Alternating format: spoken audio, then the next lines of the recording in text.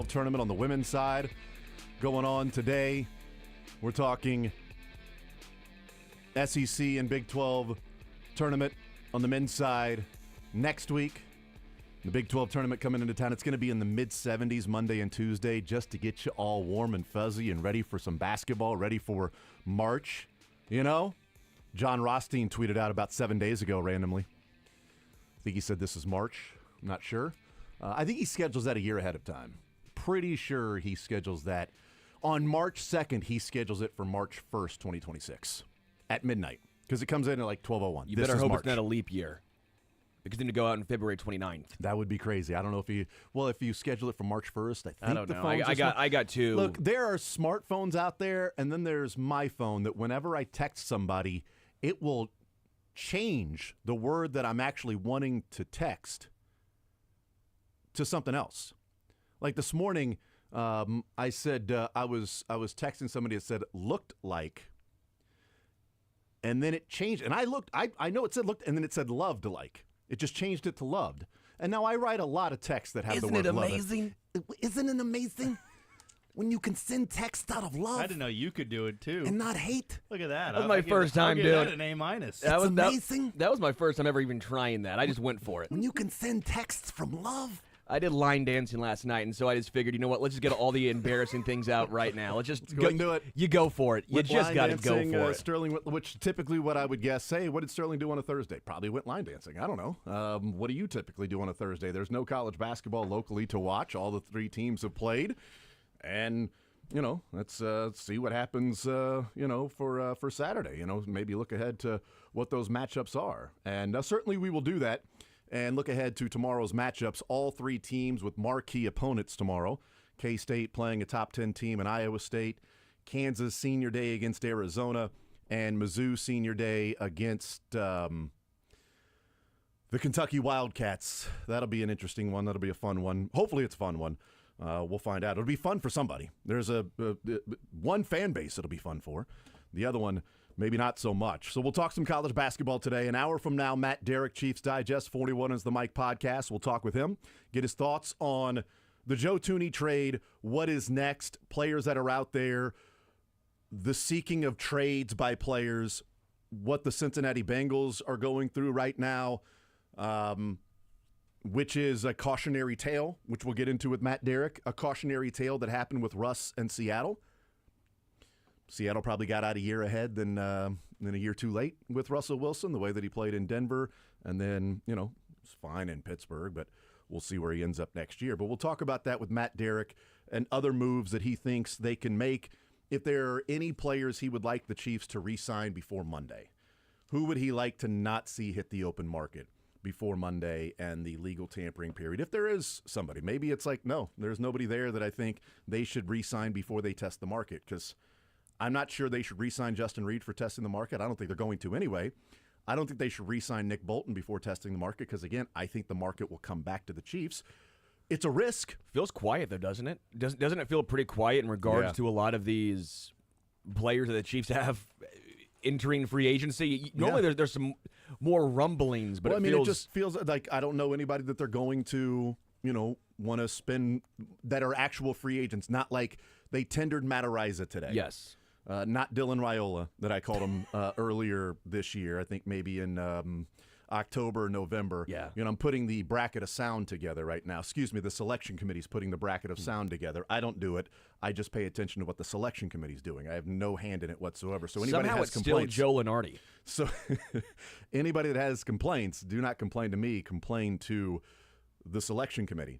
But I'm putting that together, and I forgot about me 3 different times in about 30 seconds saying his name wrong. I'm like, it was Arola was out there. Sorry, Raiola and punting, and this was like 7 games in. And then Dylan and Sterling like, you mean Araiza? Yeah, sure, that's fine, Araiza. Whoever the punter is, we don't care about the punter, right? He's punting, he's kicking it. All right, that's fine. We care about it when he keeps kicking it into the end zone in closer games. That's that hurts. But they tender Matt Araiza today to the Chiefs, so he will make $960,000. I think it's of interest because there was some talk about them moving on from him because the big leg and the punt god and the touch that he has and the way that it comes down and causing fumbles. It's like, yeah, but he wasn't that good. And, you can talk about how good somebody's going to be, but how do they perform? He couldn't kick it inside the 10-yard line. It constantly went in the end zone. And there were a couple of times when he had like a booming punt. But overall, like, he ain't averaging, 55 yards a punt and 50 yards net. And he's not dropping it in. I think he tries to be too fine. I think he needs to learn the difference between the 20 and the end zone, because anything inside the 20 is better than it kicking into the end zone. And I think he is obsessed with trying to get it inside the 5. Because how many times does it land at the 2 or the 1? And it's like, dude, have that land at the 10. Have it land at the 5. Have them fair catch it. The Chiefs fair catch stuff at the 5 all the time. That's what. Stop kicking it into the end zone. Like, you would think that a guy at this level, who's the punt god, who was drafted, that it would be, be able to do that. But they believe he can, and he will improve in year number 2, and they have tendered him. So that's a small little, those ancillary sort of moves that happen before Monday with these restricted free agents, with the earned rights free agents that are out there that they can offer the league minimum to, and they have no choice but to accept the league minimum. So those are things that will happen. But like the true free agents that we've been talking about, whether or not the Chiefs re-sign, Justin Reed, Nick Bolton, Turk Wharton, Hollywood Brown, DeAndre Hopkins, Charles Omenihu, like the names that are out there of, are they going to bring any of those guys back? Kareem Hunt, By the way, I looked it up. Matt Araiza did have the most touchbacks this year. Shocker. He had the most touchbacks this year, and inside the 20 was very, very low for the amount of punts he had this year. I was going to say, you better be on a crappy team if you're going to have the most touchbacks and a lot inside the 20. You better be on a team that gets to about the 40 or 50 and stalls out every time. And Tommy Townsend had a really good year this year. According to some of the more, he was third in net average, Tommy Townsend was, and he had the second most inside the 20. Yeah. He did have more opportunities than, and he also but he also had fewer touchbacks. And he made a lot more money. And it didn't affect the Chiefs because they got to the Super Bowl and they weren't a punter away from winning the Super Bowl. Correct. So it was the right move to move on from Tommy. The point is, though, there's room for improvement with Matt Araiza. 100%. So mark off punting talk on the start of the Friday show. But we'll get back into that hot and heavy with Matt Derrick coming up at 11 o'clock. And then we'll hang out with Mick Schaefer later on in the show, 12:30 to the rest of the show. We got the cuts before the show is over as well. And we'll get some story time with Matt Castle. Dion Dawkins is also out there talking about the Bills matchup with the Eagles in the Super Bowl. That we all get to imagine what it would have been like. Things you don't have to prove. Yeah, imagine what it would have been like. You can imagine, though, how good they would have been. Winner plays Bama. It's like Dan Marino would throw for 6,000 yards a season in today's NFL. Right, exactly. You don't have to prove it. Even he said it. He was like, I don't have to prove it, so yeah, I would. Right. I don't have to go. That was my interview, Dylan. That was your interview? Fun fact, when I asked Dan Marino that, he goes, I asked Dan Marino. When was that, this year? This year, last year. I've done it a few times with Dan. Yeah. I've interviewed Dan Marino so many times, I don't even know. Which, I hate to break your interview. heart. It might be a canned answer because I heard it somewhere. Not on, Oh, man. Son of a gun. Sorry. Dylan, you had a chance to. Boom roasted. Well, he gave me that answer. He goes, I don't have to prove it, so I'll say yes. It's great. And the same thing with apparently Dion Dawkins. So we'll get into some of those things. We'll get into some baseball today. Jack Caglione goes mashing again yesterday. And, God, that guy can wear a uniform. I know that Otzelberger wears medium shirts. I think he wears medium pants. I think Jack Caglione is actually wearing Michael Massey's pants. I think there's a chance that Jack Caglione, they were like, you know what? We got this uniform left over from last year. He's not wearing it anymore. Here's Garrett Hampson's pants, Jack. It's like here's Gerard Dyson. Here's Gerard Dyson's pants. Terrence Gore's. Here's Terrence Gore's pants, Jack. Jonathan Broxton, why don't you try on Tim Collins' pants instead of the opposite? I think there's a chance that he is trying out for the swimsuit edition, and those are just painted on. There's a decent chance that his pants are just painted on. There's not a crease or a wrinkle or anywhere for anything except for it to be as elastic as it's going to be. And God, he can wear some pants, right? I mean, the tree trunks that guy has for legs, the hands that guy has. He is a physical freaking freak. And he hit a home run last night, so that's good. Jack, but God, he can wear a uniform. He talked for an hour and a half. At 8:30, first thing he says, man, Jack can wear those pants. I didn't know if he was talking about you or Caglione at That's what first, but I have to go by something else. Yes. Yeah, I The wear answer is baggy. yes. Jack with a K. I have baggy Adam Sandler shorts on, so it ain't me. I know that. It ain't me. a Caglione. All right, so we'll talk some baseball with Jack Caglione, Salvi, and how much there may be load management. Vahe with the story this morning in the Kansas City Star coming off of the laceration to the eye from Salvi on Wednesday. Who, by the way, Salvi, I know that you are a tough dude. Nobody will ever be able to question his toughness and how quickly he comes back from injuries. But it's spring training, and they cleaned up your eye like a boxer, and you put the damn mask back on and stayed in the game. It's spring training, Salvi. You were gushing blood. Michael Lorenzen said, I didn't realize how bad it was until you see how bad it was. And Salvi's like, thank you, my friend, and then puts the mask back on and stays in the game. It's spring training, Salvi.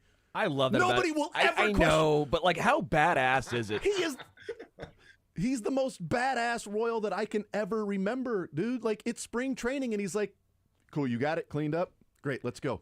Let's go. Let's call. No, I'm good, ump. Let's go, Blue. That dude loves ball. I mean, Seriously. he is going to be They Julio Franco, where he's going to play for a team at first base DH until he's like 49 years old, and then go overseas and be a player coach. He told JJ in the offseason he wants to play till he's 45. And then they negotiated, and he settled on playing till he's 40. As the stories from the meeting that went down with JJ and Quatrero, when they sat down, this is from Vahe's story, when they sat down in the offseason telling Salvi, you're not going to play as much this year. We want to tell you ahead of time. We need to preserve your career. You got 1 year guaranteed. Pretty nice team option after this year that we'll probably pick up for $13 million. Maybe we renegotiate that, but we want to elongate your career. We don't need you playing 158. Even if 30 of those are at DH, you need more than 4 days off through the regular season, Salvi. So just prepare that you can be pissy and mad about it all you want, but it's happening. And by the way, I love the transparency that they meet with them in the offseason to tell them just ahead of time, these months ahead of time, brace yourself, prepare yourself. You ain't playing 158 this year. He's okay? almost 35. Almost 35. And he wants to play till he's 40. So if he wants 5 more years, he ain't playing 158 again. He's not playing 110 behind the dish. That's going to be difficult. Or maybe if he gets more days off, he can play that many games behind the dish. He doesn't have to play DH to keep him fresh. And you don't see a Salvi that's OPSing at 600 in September and October. You know, that's the thing to me is if this team is making the postseason, Salvi's playing 158. The start was amazing. But again, he's 34, 35 years old and has caught so many games in his career that in September and October, he's OPSing at I think it was 630. You know, that's the stretch where you need that number 4 batter in your lineup to be, and they were missing Vinny as well. So they're missing Vinny. Salvi is in a huge slump. They still find a way to make the postseason, which is amazing to think about with how that offense was with not having a leadoff man and Salvi slumping and Vinny being on the IL. Like, it is crazy. He slumped like that, but still ended up with a silver slugger because of how good he was for the majority of the season. Unbelievable. I mean, he almost hit 30 home runs. So I do want to talk about that as well. Let's get into some college basketball. We'll get the names, and then we'll elaborate on the names in the next segment. But I'm curious. The player, maybe players, but I'd like the player for KU and Mizzou. That is, you know, X factor is one way to put it. Key is one way to put it. Most important is one way to put it. But what I'm looking for is Mark Mitchell's not the answer for Mizzou because he's a stud player. Hunter Dickinson is not the answer for KU. But what gets KU over the hump to where they can make a run? Which player is the one that you go, man, he's a key that if he can do this, right? For Mizzou, who's the guy that can do this? Caleb Grill, yeah, shooting threes, of course. Mark Mitchell doing his thing, of course. Those things have to happen. That's like a prerequisite if that team's going to make it to the second weekend. We're talking about second weekend minimum. What happens and who's the player that's like, yeah, that guy. How did KU win a national championship in 2022? Remy went Remy. All right. Remy all of a sudden turned out to be a guy that saved him in some games when guys weren't scoring, and he dropped 22 and 25, and which was great because I drafted him in like the 11th round of my player pool. It didn't help me ultimately win, but I did find myself rooting for Kansas a lot more that tournament, oddly enough. Betting makes strange bedfellows. So do you guys have names that come to mind?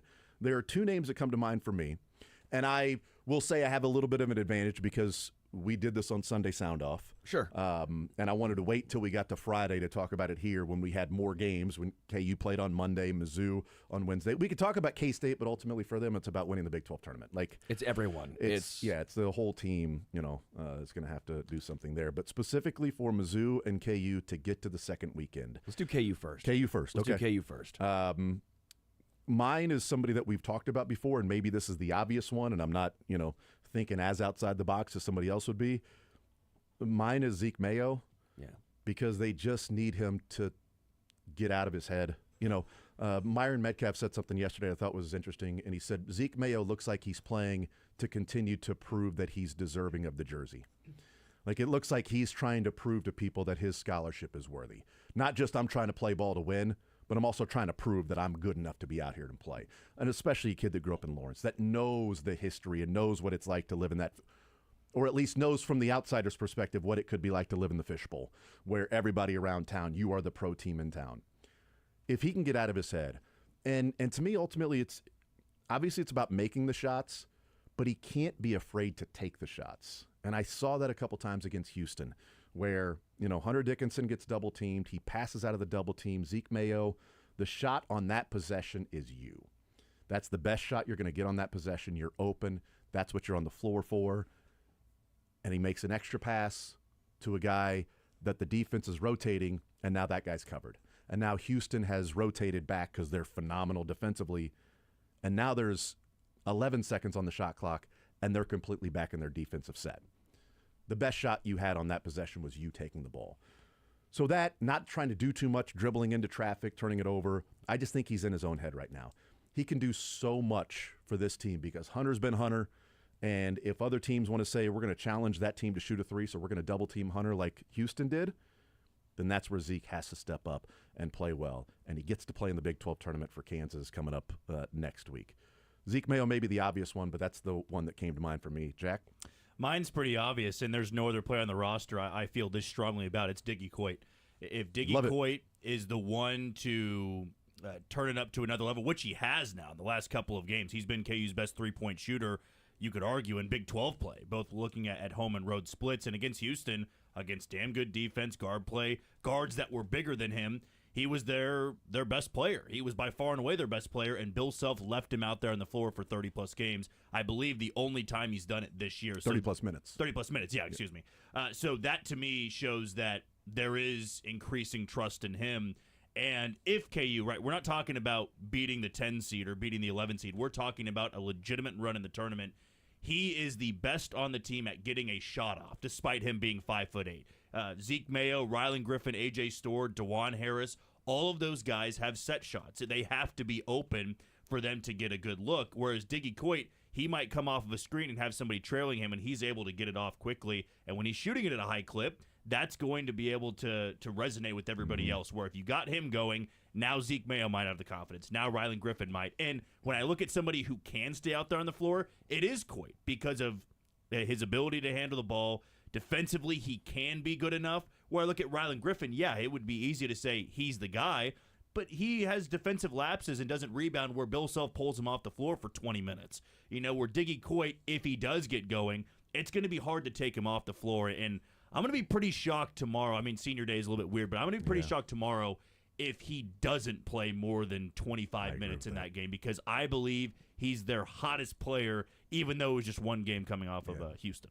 Yeah, I think Zeke Mayo's to me, Zeke Mayo's in the same category as Hunter. I feel like that for me was like a throw in, is like he has to, because if Zeke Mayo doesn't, then you're saying I'm lazy. That's fine. No, I'm not saying you're lazy. But no, I think that was the one that they just need him to be. A.J. Storr was my guy the majority of the season, saying he's got to get going, but clearly Bill Self does not trust him anymore, so I can't use him. It's Coit to me as well. I talked about it for a while now. I just think Coit is a guy who, you mentioned, He's the best shooter on the team. He can handle the ball. I trust him more than Ryland Griffin because at this point I don't trust Ryland Griffin either. I think it is Coit. And what do we do on Fact or Fiction? Was that this past week or the week prior? I said David Coit's going to be this past week. It was like 25-plus minutes, or he's going to be a 25-plus minute a game guy for KU going forward. I think that's the case. Like he has to be that guy. I don't care about the size anymore. At some point, you have to score. He can score. It's not like Ryland Griffin is giving you a ton defensively. It's not like AJ Storr or anyone else is giving you a ton defensively. Roll with your best offensive guard in that fifth spot, really, the shooting guard spot, basically, and that's David Coit. So I'm going Coit as well. Dylan? I'm gonna go Ryland Griffin because I think that we do need a 3-point shooter, especially in the tournament, because that is a lot of the ways that teams that maybe are having not a great season can all of a sudden make a run. Is a guy gets hot, a guy starts shooting into the ocean essentially, and can make everything. So I'm gonna go with a 3-point shooter that we brought in to be a 3-point shooter. That also, like to your point, isn't a Lawrence kid. Maybe won't put the pressure on himself once he's outside of Allen Fieldhouse and outside of all the noise and things like that, more so than a Zeke Mayo can. The guy started for a Final Four team last year through the tournament. That also. He played 3 weekends last year in the tournament and was a starter. So we'll take a timeout. We'll come back. I'm going to get the thoughts on Mizzou. They get ready for Kentucky tomorrow, and KU Senior Day, K-State, Iowa State. So some big games coming up locally. We'll take a timeout. We'll come back, continue rolling more zone next.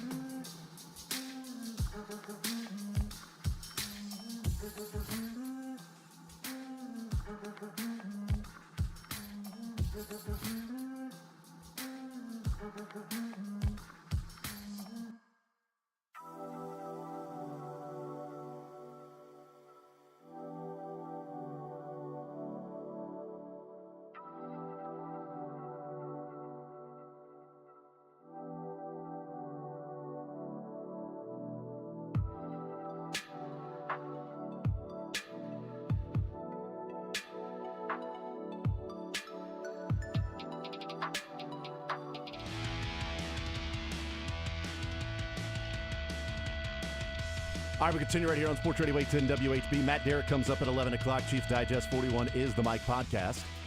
Nick Schaefer coming up later on in the show. Cuts before the show is over as well. All right, let's talk about on the Missouri side. Who is the player? So we went, I went Zeke Mayo. Jack and Sterling went Diggy Coit. Dylan went Rylan Griffin. I think we're all sort of the same mindset of somebody to offer that outside shooting to make it a little bit easier inside the paint, inside the lane, and not have the double teams, guards that aren't afraid to dig on Hunter Dickinson. Just, you don't feel like you're going to get burned. You know, for Mizzou, Mark Mitchell gets a number of one-on-ones because nobody, if Caleb Grill's on that side, you ain't digging. You're not coming off Caleb Grill to go down and double or dig on Mark Mitchell. Not happening.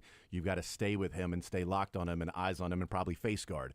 So Hunter doesn't get a lot of one-on-ones because of when KJ's in there. You don't really have to worry about KJ, 6-7 feet out from the basket outside of his little push shot. So if he touches the ball 10 feet, if he doesn't have space to take a dribble and then get to the push shot, he's kind of ineffective offensively. And if guys aren't knocking down threes, well, that allows me to really, crowd the paint and crowd Hunter Dickinson and take away what could be his effectiveness. Missouri doesn't have that because they have a number of three-point shooters. But to me, well, I'll start with you guys. I started with Kansas. So, Sterling, you're watching basketball too. So, what do you think on the Missouri side? Who's the player? There's that comes to mind? 4 guys. Well, I need one of them. This one was the hardest for me because Really? you could say Tamar Bates needs to be more aggressive, consistently aggressive. But if he's not, they lose. Like, that's sort of like they have to have Tamar Bates to get to the second weekend. Like, he has to be. Yeah, you could say, Trent Pierce needs to be better defensively, Or just stronger in general. just stronger. I think. Play a little bit strong. I know you look like Stretch Armstrong, but Yeah, and obviously we're not using Mark or Caleb. I think the guy ended up coming down to is Anthony Robinson. That's the guy I'm gonna because for Mizzou there's like 4 guys I think you can really pick because they have such a large rotation and it could be just any given game, right? Is Marcus Allen gonna play? Is Marquise Wart gonna play? How much is Tony Perkins gonna play? But I think to me it's Anthony Robinson because he plays a good amount and he is the best on-ball defender Mizzou has by a wide margin. He is a spark plug defensively, and when he gets going, I mean it's insane. When we started against Vanderbilt, he kept Mizzou in the entire that second half. That was Anthony Robinson. Yeah. That was him defensively and offensively. I think he had 2 of his 3 steals and 13 of his 16 points in the second half in overtime against Vandy. It was just an incredible performance. And when he plays defense without fouling, it is just a phenomenal thing to watch. It's really enjoyable. He shoots 43.5% from the three-point line, which is I don't think people realize how good of a three-point shooter he has been this season. He doesn't quite shoot enough. I wish he'd get a little more aggressive at times in the flow of the offense because I will say if someone ever scores on him, then he plays that, I'm going to get you back right now, and sometimes that ends up in a bad shot or a turnover. But to me, it's Anthony Robinson because he's a good ball handler, the best on-ball defender. He gets 2.1 steals a game, 43.5% from 3.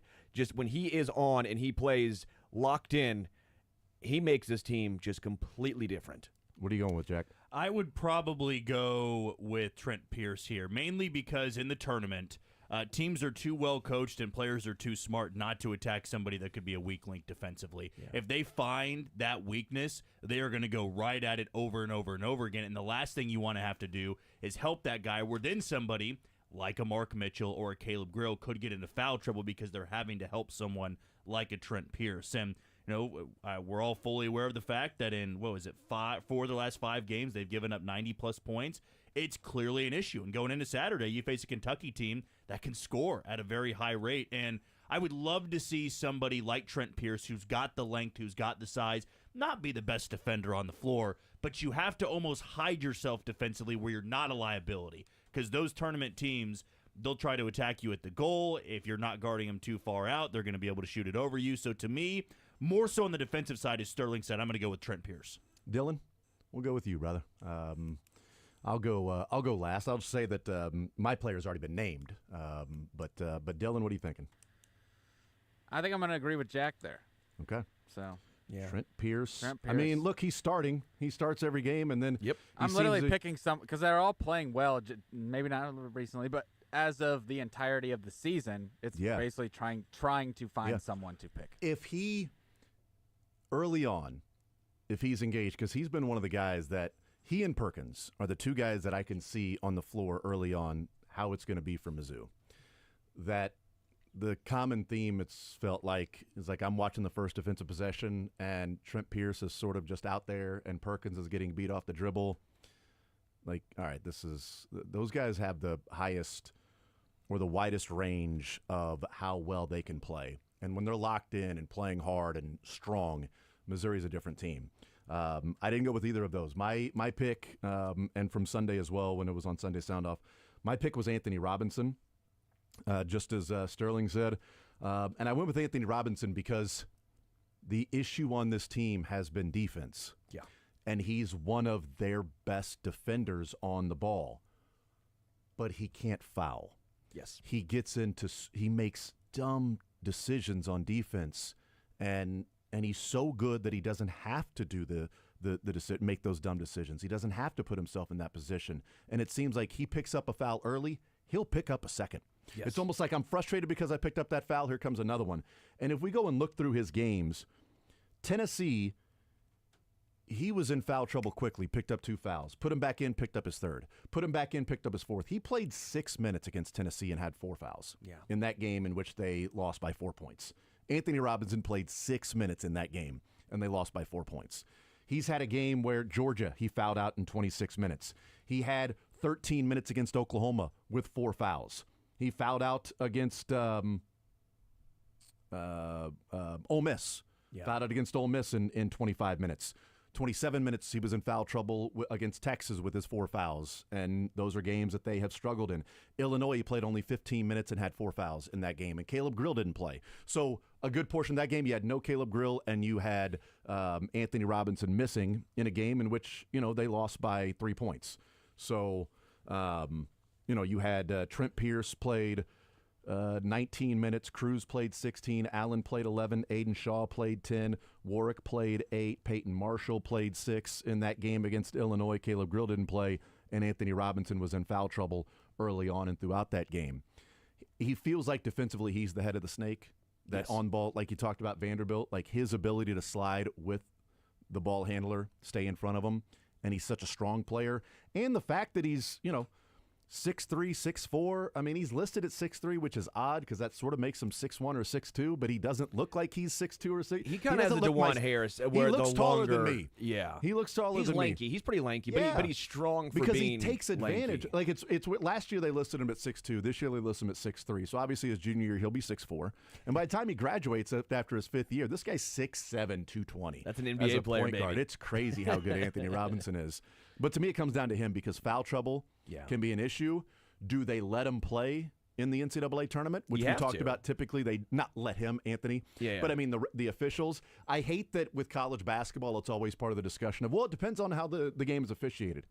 Like, do we really? How often do we talk about that in other sports? Maybe umpires in their strike zone. I think you talk about it in every sport. I do. Because I think in the NFL you talk about it with what are they calling as far as pass interference.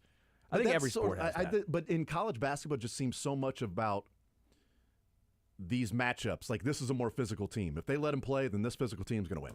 Sure. If they're calling it close, like anytime Mizzou and Mike Anderson were in the tournament, well, they can't call every foul, and if they're going to call it close, well, then that's going to affect how aggressive they are on defense. So on one side, if they let them play, it will affect Missouri's ability to get to the free throw line, which they're very good at. They could also help you with defense and Anthony Robinson staying in the game, but he's made some dumb he's too smart and too good of a basketball player to be put back in the game against Oklahoma with 3 minutes to go in the half with 2 fouls, where your head coach, Dennis Gates, is saying, I trust you. Yes. I'm putting you back in the game with 3 minutes. And he's off the ball, and the ball handler drives down the lane. He's on the right wing. He slides down and slaps at the ball and hits the guy's arm. That's just, what are you doing? Plus, you fouled one of their better free throw shooters. He knocks them both down. You picked up your third, and it was still. It's not like it was a breakaway late in the game, and you're like, you know what? I'm going to make them earn it because this guy sucks at free throws, and we're up by 2, and there's 2.5 minutes to go, and it's going to be my 4th foul, and I got to do this because this is how we win the game. It's 3 minutes left to go in the half. You've got 2. Your coach just put you in, said I trust you, and you do. It's not like it was a bad position where you were coming over, sliding over to rotate. You just went in there and slapped at his arm. And you're right. That's a good way of putting it. He's too good. Yes. He knows better. The Perkins one is, and your coach trusted you. He put you back in the game. the Perkins one is interesting because he plays like a football player. Like if Sometimes. you ever went to like your local, you're at Mizzou, you go to play rec, and sometimes you'll play against the football players. Like how he dribbles offensively and like how he kind of is built like a football player. But he needs to use that defensively. But somehow he can use that football mentality, in my opinion, Tony Football Guy Perkins, and he doesn't even foul as much as Anthony Robinson. I do think.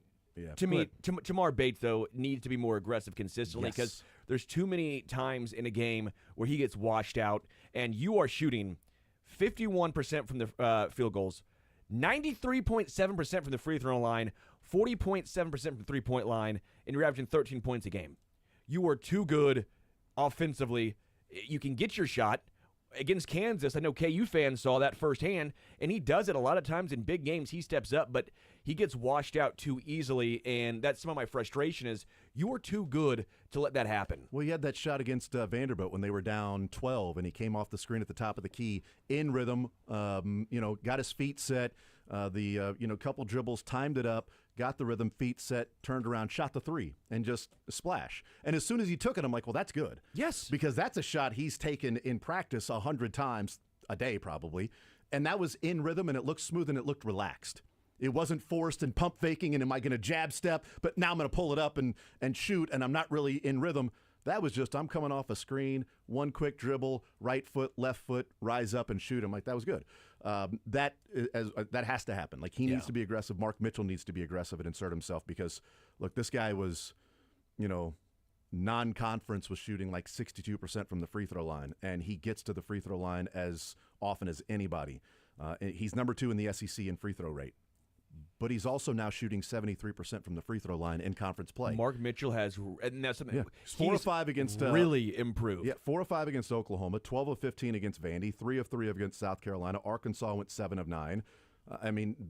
He's getting to the line a lot, and he's knocking them down. So those guys have to be aggressive in there to maybe make up for something that might be lacking. Yeah, I mean, using that to their strength of being as physical as they are, getting to the line and making sure those other teams that they face in the first weekend, they're dealing with the foul trouble. Because you don't want to get, if you are a mid-major program playing Missouri in the first round, or you're a 3 or 4 seed playing them in the second round, the last thing you want to do is get into a shootout with them. You don't want to try to win a game against Mizzou 95-96. You want to be able to put Mizzou in foul trouble. And, right now with Missouri's defensive lapses out there and struggling, they could feel confident they can put up a lot of points. But trying to win a game, if you were just to roll the balls out and say, hey, first one to 100 wins, I'm siding with Missouri a lot of the time. But for Missouri to make a deep run, as we've all kind of discussed, it's going to start on the defensive side of the floor because they can't be giving up 90-plus every single game. Well, if you look at Bracket Matrix, right now they are a 5 seed. And so if you say, okay, they're a 5 seed, then who are the 12 seeds at Bracket Matrix with 92 brackets that they're looking at across the country or across the world? Here are the 12 seeds that Mizzou would be matched up against one of these 12 seeds if they're a 5. Drake, God, that kills me. Like, come on, man. It can't be Drake and Mizzou, like Ben McCollum and Mizzou, because Drake's going to score 90 points the way that they run offense and the way that Missouri plays defense. Like, Missouri's going to have to score like 110. I think it'll be Bama.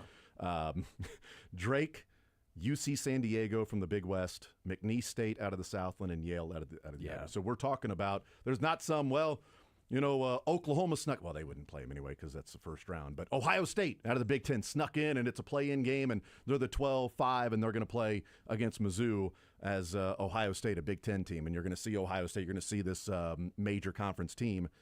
No, they're 12, and especially if they're a 4. Then you're playing Liberty, High Point, Akron, Arkansas State, the teams that are saying this is our tournament. This is our Final Four, our championship game. Did you say Santa Clara was one? No, UC San Diego. UC San Diego. UC San Diego, McNeese State, Yale, and Drake. Okay, so are the UC San Diego is 38th. I'm looking at points per game. UC San Diego is 38th, averaging over 80 a game. Yale is 18th, averaging 82.7 a game. Missouri's 7th, averaging 84.6. And then what was the last one? Drake.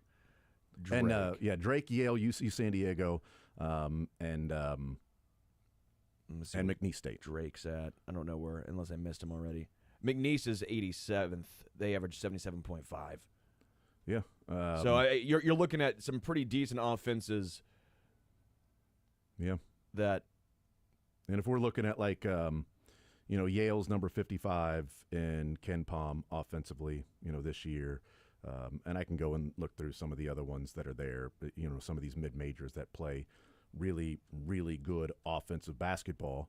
But again, if they're playing really well on offense and they don't really offer much on the defense, well, then Missouri's going to outscore those teams. I don't have a fear that Missouri will outscore those teams. My issue is they come out and they're sluggish and they fall behind by 10 or 11 or 12 points early against a team that can score. Well, now, in the last 30 minutes of the game, you got to outscore a team that's one of the top 30 offensive teams in the country against your defense, and you got to outscore them by 11 or 12. That is now confident as ever, and we're going to pull off the upset, and we're going to be the fun Cinderella, and we're going to be a part of one shining moment, because that's their tournament. Their championship, their Final Four game is the first round to be the Cinderella team. After that, hey, let's really shock the world. But that first round is about proving you're worthy, and they will come out, whoever they play will come out as motivated and intense and aggressive and as locked in as you'll see any team in that first round. You will not find a sluggish team in the first round that you're playing as a mid-major. Not going to happen. So that's the concern with that. We'll take a timeout. We'll come back continually. More Zone next.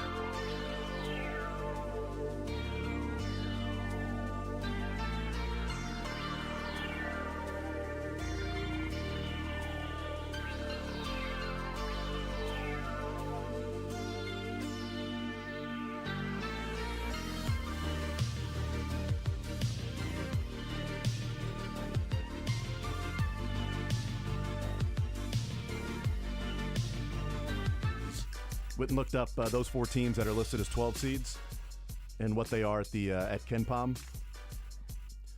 Ranked. So UC San Diego is listed as a 12 seed in the tournament. They're number 38 at KenPom overall. It doesn't seem like a 12 seed. That's not a legit 12 seed, though. I know that they lost to the 12, but that UC San Diego's not a 12 seed. UC San Diego, number 38 overall at KenPom, 56 offense, 33 defense. The next best team is McNeese State, 58 overall at KenPom, 64 offense, 66 defense. Then it's Drake, 61 overall at KenPom, 74 offense, 62 defense. And then Yale, 73 at KenPom, 55 offense, 118 on defense. That's what it is with Yale. For Yale. So their offense is good. They can't stop. You'd want to avoid UC San Diego if we're looking at the best possible team they could play, sitting at a top 40 team in the country at number 38. Jesus, I thought Drake was about the best option for Missouri. If this is, I went if Kendrick on that one. I went Kendrick over Drake. So I feel bad because Drake's done so well. They're 27-3. It's a great story. But just how they play versus how Missouri plays, it just doesn't seem to be a good matchup on paper. Again, anything can happen in the tournament. We know this. I think if I was ranking that, I'd say Drake would be the team I'd want Missouri to play the most. Yale and UC San Diego would be the 2 teams I would hope Missouri would stay away from. Right now, Joe Lunardi does have Missouri playing Yale in the first round. It's just because I do think Yale is a very good offensive team, even if their defense isn't great. Missouri scores against great defensive teams. That's not the issue. It's teams that can also put up a lot of points because Missouri can't stop anyone right now. Yeah, just as we're throwing out different random mid-majors, UC San Diego is number 9 in the country in their three-pointer and point distribution. So 50% of their points come from behind the arc for UC San Diego. Please don't play Missouri, because if they do, that's a team I'm picking for the Sweet 16. It's going to be 100-95, and it's going to be that damn Mizzou Norfolk State where you're just sweating the whole game, and it's just points back and forth. If Kyle O'Quinn comes back and banks in a 3, I'm going to lose my mind. What if Patrick O'Quinn comes back and plays for whoever KU plays? Wasn't he on Bradley? Yeah. Wasn't it Patrick O'Quinn? Bradley or Bucknell? No, it was definitely Bradley. It was Bradley, then it was Bradley. I've scrubbed my memory from those painful. Yeah. Oh, who was the? Because Bucknell just felt like a bunch of football players out there. Yes. Where Bradley had some and he was the taller dude as well, but I can't remember. Mizzou has their St. Patrick Day. Both teams have a St. Patrick's Day horror in those O'Callahan or O'Quinley or. What about what's his name? I don't know. What is his name? Farouk Manesh.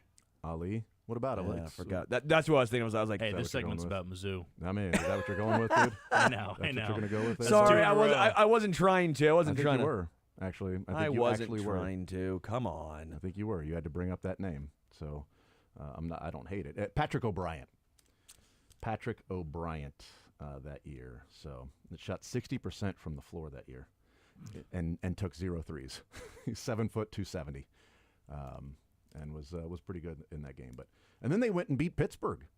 They went to the Sweet 16 that year. That was a second weekend team. You know what? I don't care what anybody says.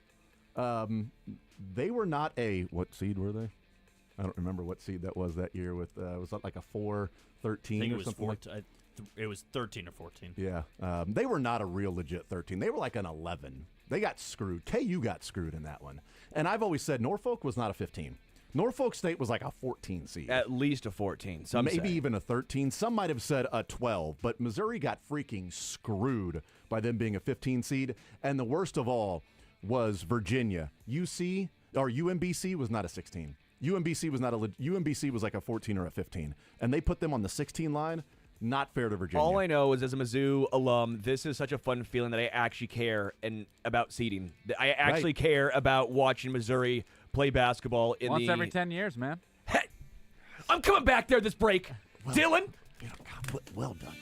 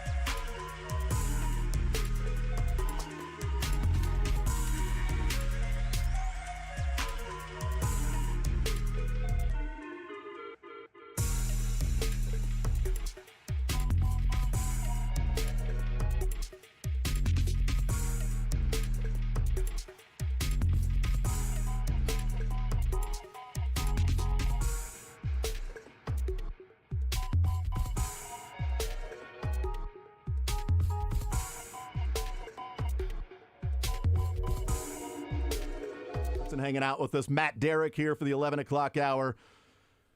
Chiefs Digest 41 is the Mike podcast. Matt, where would you rank Jack Caglione's ability to wear a uniform? On a scale of 1 to look at that body. You know, I hadn't really considered it until I work out. I got in the car this morning, and the first thing I hear is the velvet tones of Jason Anderson talking about somebody wearing some pants. Yeah, make sure you understand it was Jason Anderson, not Sterling Holmes. But everybody, if you watch the clip of Caglione hitting the home run, we can all agree. The last thing I was watching was his pants. The legs. I was watching the ball. I was watching the ball, not plural. Couldn't see the ball very long because the ball was like gone. I got it. No, I heard what you're saying, Sterling. I just skipped right on past it. So yeah, there's got to be. We got it was Saquon Barkley. I call him Tiger Woods. Tiger Woods, but Saquon is better because it's his, closer to his name of Saquon. So Saquon Barkley. I don't know that we have anything with Jack Caglione because it was like Jack Tani because of Otani. We have that, but I mean the guy's got tree trunks for legs. Cags calves. No, it's got to be something. We'll think of it. I mean, we'll think of it. am I just missing the obvious jacked Caglione? That's pretty good. Jacked Caglione. I like that one. Yeah, Done. But no, I like it. No, that's is it Jaced? Is it no K? JAC''D. Jacked. Apostrophe That D. ball was jacked. Jacked up. We can go back to the old ESPN and There's a lot of fun stuff we can do now. Monday Night Countdown and play the Let's make some T-shirts TM. Yeah. I don't know how to actually trademark anything, so anytime I have an idea, I just say TM. By the way, and I assume it works. If you hear anybody else around town playing the ESPN Monday Night Jacked Up when Caglione hits a home run, know where you heard it first. It was Matt Derrick. Exactly. On the zone. On the zone. That's where we heard it first. Matt Derrick, Chiefs Digest 41 is the Mike podcast. Matt, a lot of stuff to get into with the Chiefs, so let's dive in. It's a quiet week. Come on. There's nothing exactly. going on. Yes. We wake up on Wednesday, and it wasn't a conversation I expected to have. And that was it Wednesday or was it Tuesday or Wednesday? It was Wednesday. It was Wednesday, yes. We wake up on Wednesday, not a conversation I thought we'd be having, but Joe Thuney traded to the Bears. Matt, let's take you back to Wednesday. What was your reaction when Rossini puts out the tweet that they are engaged in trade talks, and then I tweeted out that, that means we're going to get the news in hours, not days, that Joe Thuney has been traded. That's how this works, okay? And then, Ian Rappaport confirmed it and said they were trading him right as I tweeted that. He couldn't let me tweet that out. But anyway, Matt Derrick, Wednesday, what's going through your mind? You see that tweet, and now they're trading Joe Thuney. Yeah, I woke up because I was doing Border Patrol that day, and I actually had the wrong time in my head. So you were doing up, Border Patrol? What about a new day? Exactly. I mean, I was taking care of the border. There you go. And so I had my time off, so I woke up half hour early. First thing I see is Diana Rossini's tweet, and I'm like, okay. Well, we'll put that on the radar here. We worried about that. And then the next thing I see I think it was Rappaport was saying, yes, Chiefs and Bears are working on the deal. Yeah. So I'm like, okay. So I just fired off a text, and I'm like, is this for real? Does this thing have legs? Who just send the text to? Can't say who I What? sent it. Can't say. I mean, What? quote, hashtag sources. Okay, Carl Peterson. So there you go. Fired off a text. Got like a reply back instantly, 2026 4th. So it was like done. Wow. So it's like, yeah. I mean, that happened. That was quicker than Tyreek Hill. Yeah, I mean, and that Tyreek also Hill had, like- but Tyreek Hill happened fast because that was within the hour because we were on the air here. So I remember it was me and Corey, and we see the news, and it's like they're engaged in trade discussions. Hold on, like they've allowed Tyreek Hill to go and seek a trade, and then like 10 minutes later, it's like, well, it's the Jets or Miami. Then like 10 minutes later, it's the Jets, and then it was a done deal. And then we find out like for the last 2 weeks they had allowed him to go and seek a trade and everything. But that happened like within the hours. Like, hold on, they're thinking about trading Tyreek. This was the microwave. Yes, this was quick. This was like 3 minutes later. Yes. Yeah, this thing was done when Diana Rossini got wind from somebody that, hey, they're talking about trading for Joe Thuney right now. Because I would guess if it was like from the agent or the Bears or the Chiefs, like I'm trying to think of who Diana got the information from because it was clearly done by the time she tweeted that out. It didn't go from they're engaged in trade talks and then 3 minutes later, 4th of 2026, we've agreed, done. That thing was done before. And I'm just curious, like, or just wondering in my mind, like, okay, who did she get the information from that it was just they're engaged and not this thing is done? They have traded him to the Bears, because that thing happened pretty quickly. It happened really quickly, and I mean, and I was both surprised and not surprised at the same time. I mean,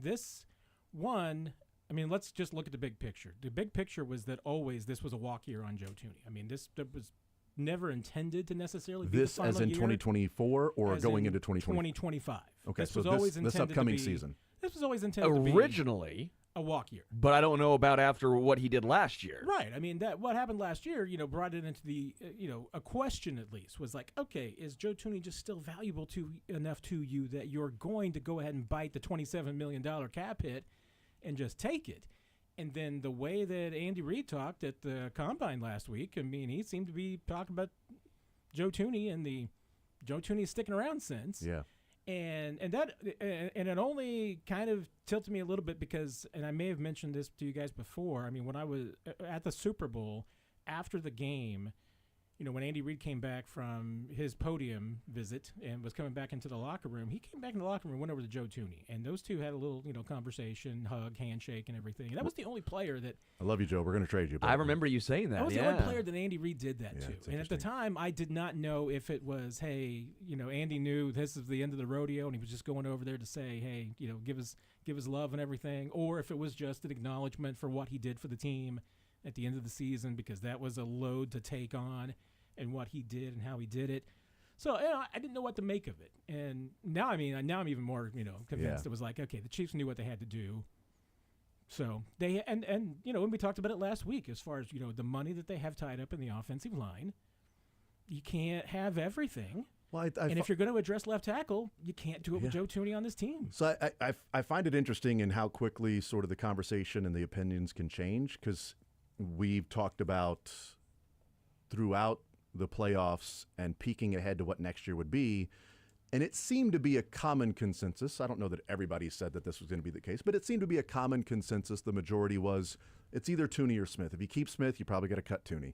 If you're going to keep Thuney, you've probably priced yourself out with Trey Smith. He's going to be the number one guard on the market. If you franchise tag him at that point, it was like it's going to be 25 or whatever it was. It's like you just can't pay Creed and Thuney and Juwan Taylor and And a things left like tackle. and a left tackle. And so if you come back with the same offensive line and then DJ Humphries at left tackle, does that fix the problem? Does that instill confidence? So it felt like it was an either or.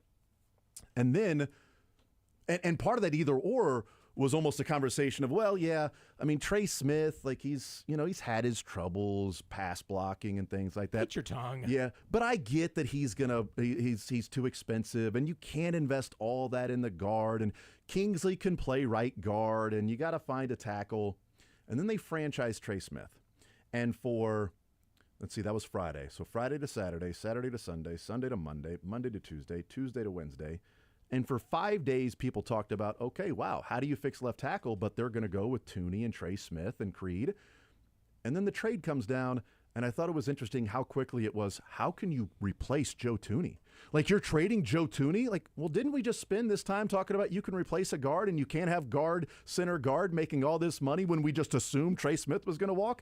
But for 5 days, the Chiefs let people believe that, no, they were going to have Thuney and Trey Smith on this team. So then people got themselves into a fervor, a froth, just thinking about what the left tackle was going to, how do you address that while these four are going to be fine? And then Thuney gets traded, and you're like, oh my God, how can you possibly replace a guard? I just thought that was interesting how quickly it went from, we're all assuming Trey Smith is going to walk, and then now how can you possibly replace a guard? And that's not like everybody, or there's maybe a small number of people that are like that, but that conversation still stands with replacing a guard with somebody and not having so much invested guard to guard when you can't pay two top-end guards and the highest paid center. Yeah, I mean, it never really computed and made sense to me that, especially with the Chiefs and their philosophy, that you're willing to let Trey Smith walk, but you're keeping Joe Thuney. I mean, that just did not add up. That is 2 + 2 = 5. I mean, it just didn't make any sense. Because if you're going to pay anybody, you're going to pay your guy. You're going to pay the younger guy, especially if it's going to be for the longer term. And let's face it, I mean, Trey Smith has been a workhorse. I mean, he's not been injured. There's no injury history. Obviously, the blood clot issue behind him. So there's no concerns at this point. The play has been incredibly solid. I mean, what PFF, the best or one of the best right guards in the league. So, I mean, it's for all these reasons. I mean, it should be obvious. You keep Trey Smith and you walk on Joe Thuney, and the fact that they were able to get something for Joe Thuney, I think, is actually pretty amazing too. Because look at all the teams around the league who are walking on players and not getting anything back in return. Chiefs got a 3rd-round pick for a guy who's going to be 33. That's actually what I was going to bring up. Was Matt? Great point. Is that I think the Bears wanted to keep him out of the bidding war because if people are emotional about us trading him, I think we were going to potentially part ways the other way if that cap hit wasn't going to come down. And you know the Jags were going to release Christian Kirk, or I mean the Titans, or no, the Jags were going to release Christian Kirk. And the Texans were like, no, don't release him. We'll give you a 7th rounder so we don't have to bid with other people. Jets tried to do it with Devontae Adams, and no one was like, Commanders just did it too. That's what I was going to say with Jonathan Allen. Jonathan Allen's a really good defensive tackle, and the Commanders couldn't get anything. Did they cut him? They just released, just cut Jonathan Allen. I saw last night that they're trying to find a trade partner. Yes. If not, they will release him. I so didn't know that it just came through. They just cut Jonathan Allen. Yeah, so it could be. That's a good point about Trey Smith. That it could be, hey, we're going to release him. So, but you're going to pay probably whatever Trey Smith. And who's the Bears GM? I believe it's Ryan Poles. That is correct. I think you can view it a couple ways, though. Friend of the organization. Yes, friend of the program. Yep. You can view it as if they were going to cut him, you got a 4th. That's a phenomenal move. But I also wonder, everyone goes, okay, well, you can't have, left guard, right guard, center, and right now, right tackle making all this money and address left tackle. But then I pose the question, okay, then who's going to be the left tackle? Because there's not a great answer on the free agent market. Yeah. So my thought process was when I looked at the free agent market this year, I thought the Chiefs could have, not saying it's the smartest thing to do, but they could have kept left guard to right tackle together for one more season. They could have just $8 to $27 million. They could have had Trey Smith, whether it's an extension or a franchise tag, and left tackle is still going to be, let's just say DJ Humphries. Just throw a name out there. Random guy. And so my thought process was, well, what's a better offensive line? Is the better offensive line DJ Humphries, Joe Thuney, Creed Humphrey, Trey Smith, Juwan Taylor, or is the better offensive line, let's say, Cam Robinson, Kingsley Sumatia, Creed, Trey, Juwan, and a 4th, because you do get the 4th rounder. That is important. 16 and the $16 million. And the 16. Well, you're using that on. My point is, you're using it on. You're Cam. using it. Sorry. Yep. So you're good. So what offensive line? I'll shut up. I'm going to sit over. I'm going to go outside real quick. It's too windy, and you'll fly away. What's the better offensive line? What's the better move? And that was kind of the question that I was trying to pose. I don't know if it was as much it was for this year, at least Trey versus Joe, as much as is Joe versus, again, hypothetical player, Cam Robinson, and a 4th. What's the better offensive line? I mean, what you're talking about is the better offensive line to me, because the latter. Whatever you can do to upgrade the left tackle is the better offensive line. Now the problem is that it's got to work. Yes. Because there's basically only 2 guys that you're out there talking about. And let's face it, I mean, I'm pretty sure the Chiefs are zeroed in on Ronnie Stanley being the guy. I think Cam Robinson's the backup. I think Ronnie Stanley's the guy. I don't know that. My answer would change dramatically if it was. I've talked myself into Ronnie Stanley. By the way, I've fully, because I think it's the only option. So if the Chiefs were to get Ronnie Stanley, then in this hypothetical situation, I would say yes. I think this is the way I would go. This makes sense. If it ends up being Cam Robinson, I am for sure saying this is you just got yourself into Juwan Taylor 2.0 and put him on the left side. That's my personal opinion. I also don't know that by Monday Ronnie Stanley's still going to be a free agent. I think there's a decent chance he resigns. Well, that's my point. Before Monday gets here, possible. And that's my point. Cam Robinson is a Chief. And again, this is a risk you have to take. And the Chiefs and Brett Veach are two for two in regards to L'Jarius and Tyreek on the bigger moves of where at the time you might have a little bit of a question mark. My point is, if they don't get, and you had to do it either way, but if they don't get Ronnie Stanley, then I think he should have ran it back one more year with Joe. And that's the thing, because to me, it's 2 dice rolls. I mean, not only are you hoping that you get one of your 2 guys, and like I said, I think Ronnie Stanley's the guy that they want. Mm-hmm. So not only are you hoping that you get that done, but then 2, you're also betting and hoping on a dice roll that Ronnie Stanley's going to be healthy and he's going to give you at least 15 games and not end up giving you 9. I mean, there's a 2-part element to this. That's So got to get. Jason you did a got the great dice come job up with you twice. yesterday. Jason, I'll get. Smart. Can you say that again? That was just clear because Matt sort of talked over that. Turn his mic up. Jason Anderson had a good point yesterday. Yeah, but you said he did a great job. Jason Anderson did a great job yesterday great. in Was this about regards somebody to. else's pants? It was no one's pants. It was how Ronnie Stanley wears pants. No, it's so much of Ronnie Stanley is the fear of injury, right? It's like, can he stay healthy? Can he stay on the field? And just going back and looking, and I'm trying to figure out, okay, how injured was he? What were all the different injuries? Is this something that was, it's a shoulder, it's a hip, it's an ankle, it's an elbow. And so looking at that, he lost 2020 to the ankle injury. And let me pull up the exact numbers here. So Ronnie Stanley is first team All-Pro in 2019, signs the big contract. 2020, enters the season as one of the best left tackles. 6 games in, tears up his ankle. He's out for the year, put on IR. He goes through the offseason and rehabs. And it's more of an extended version of Hollywood Brown. So Hollywood dislocates his collarbone, rehabs, gets pretty close to the first game, and they go, bleep, now we got to do surgery. Instead of just doing surgery originally, and it could have saved him more games this year for Hollywood. Ronnie Stanley, looking back and reading the stuff and going and living it again, not living it at the time other than, hey, Ronnie Stanley's out for the Ravens. That helps the Chiefs, right? Rehabs, gets into 2021, re-injures the ankle, and decides it's surgery time. So then he's out for the year after the first game because he re-injures the ankle, and it's like, yeah, we should have done this first. We should have just gone in there and repaired the damn thing, but we didn't want to, open you up, and we thought the rehab, okay, well, now you easily, re-injured it, now it's worse. Injury time, surgery time. That took 2021 away. It took the first 4 games of 2022 away while he was on the PUP list or coming back and things like that. So starting from post-ankle injury, that cost him essentially 20 and 21. Basically 2 full seasons of play. In 2022, he wasn't eligible to play until the 5th or 6th game. So he was eligible for 13 games that year in 2022. And then the playoff game that year. So 14 games he could have played in, he played in 12. In 2023, there were 19 games he could have played in, and he played in 15. In 2024, there were 19 games he could have played in, and he played in 19. So since coming back from the ankle injury, there have been 52 games that he would be eligible for, and he's played in 46, including 27 in a row. So is the injury history that we look at and we go, well, he played 11 in 2022, and he didn't just play 11 sporadically. He played 11 of 13 after he came back. Last year, he played through a knee injury, which is worrisome. He's 30 years old playing through a knee injury. Whether that was connected to the ankle or not, don't care. He was playing through a knee injury.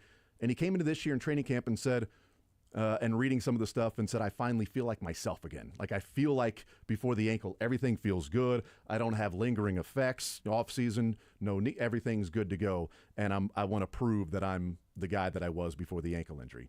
And he went and had his best season since pre-ankle injury. And again, he's played 27 straight games for the Ravens.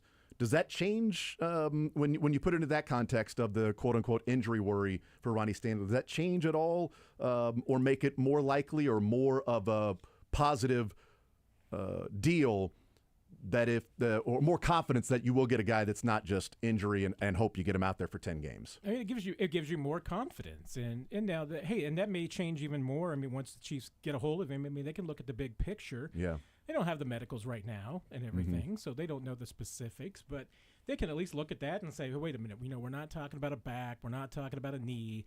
Those are the things that for an offensive lineman can really hose. We're talking them. about now 3 years removed from the surgery. 3 years removed, and you're talking about having some at least consistency. Then I think that you do feel pretty good about that if you're the Chiefs, that this is a risk worth taking. Mm-hmm. Yeah, and he got back to being a Pro Bowl last year. I told Jason, I said that I acquiesced. I said that actually did assuage some of my. It's a good point. Some of my concerns. That's why I said it was a good point. Again, there are some minor ones, right? I'm not saying he is necessarily the pinnacle of health, but it did at least give me some more confidence that But he is the a guy major injury concerns are behind because everyone's going to have some minor concerns. Every player is going to have. It's football. But he's also now 31, so he's battled some injuries. That ankle, I don't know that ankle, like you go in and do surgery, like is the ankle going to feel the same ever again, or is it feeling as best as it could possibly feel?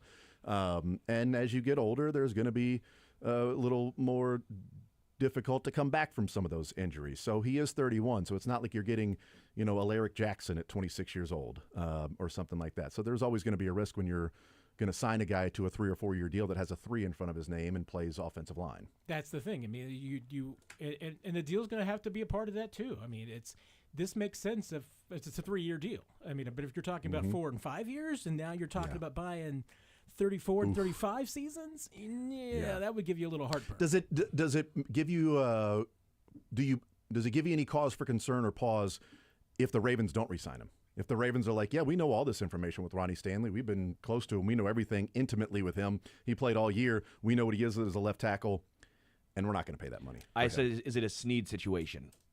Yeah, I mean, that's the thing. I mean, every team has their own situations. And remember, I mean, I don't know what specifically the Ravens' plan is, but they drafted a guy that played on the right side this year that worked for them. Yeah. And maybe Roger Rosengarten's ready to move over and play left side and be affordable for them. So maybe that's why they're willing to walk. And they're about $6 million under the cap right now. So they're not flush with cash like the Patriots or some of these other teams. They're sitting there battling with a high-paid quarterback and some other big-name guys that are there. So they paid Matabuke last year as a defensive tackle. They're looking for a wide receiver as well to help out to go along with their weapons. And so, part of it could be we'd love to keep Ronnie Stanley, but how we're building this team and the way that we view left tackle with a quarterback like Lamar is a little different than maybe how the Chiefs or what they're willing to pay for left tackle with a quarterback like Mahomes.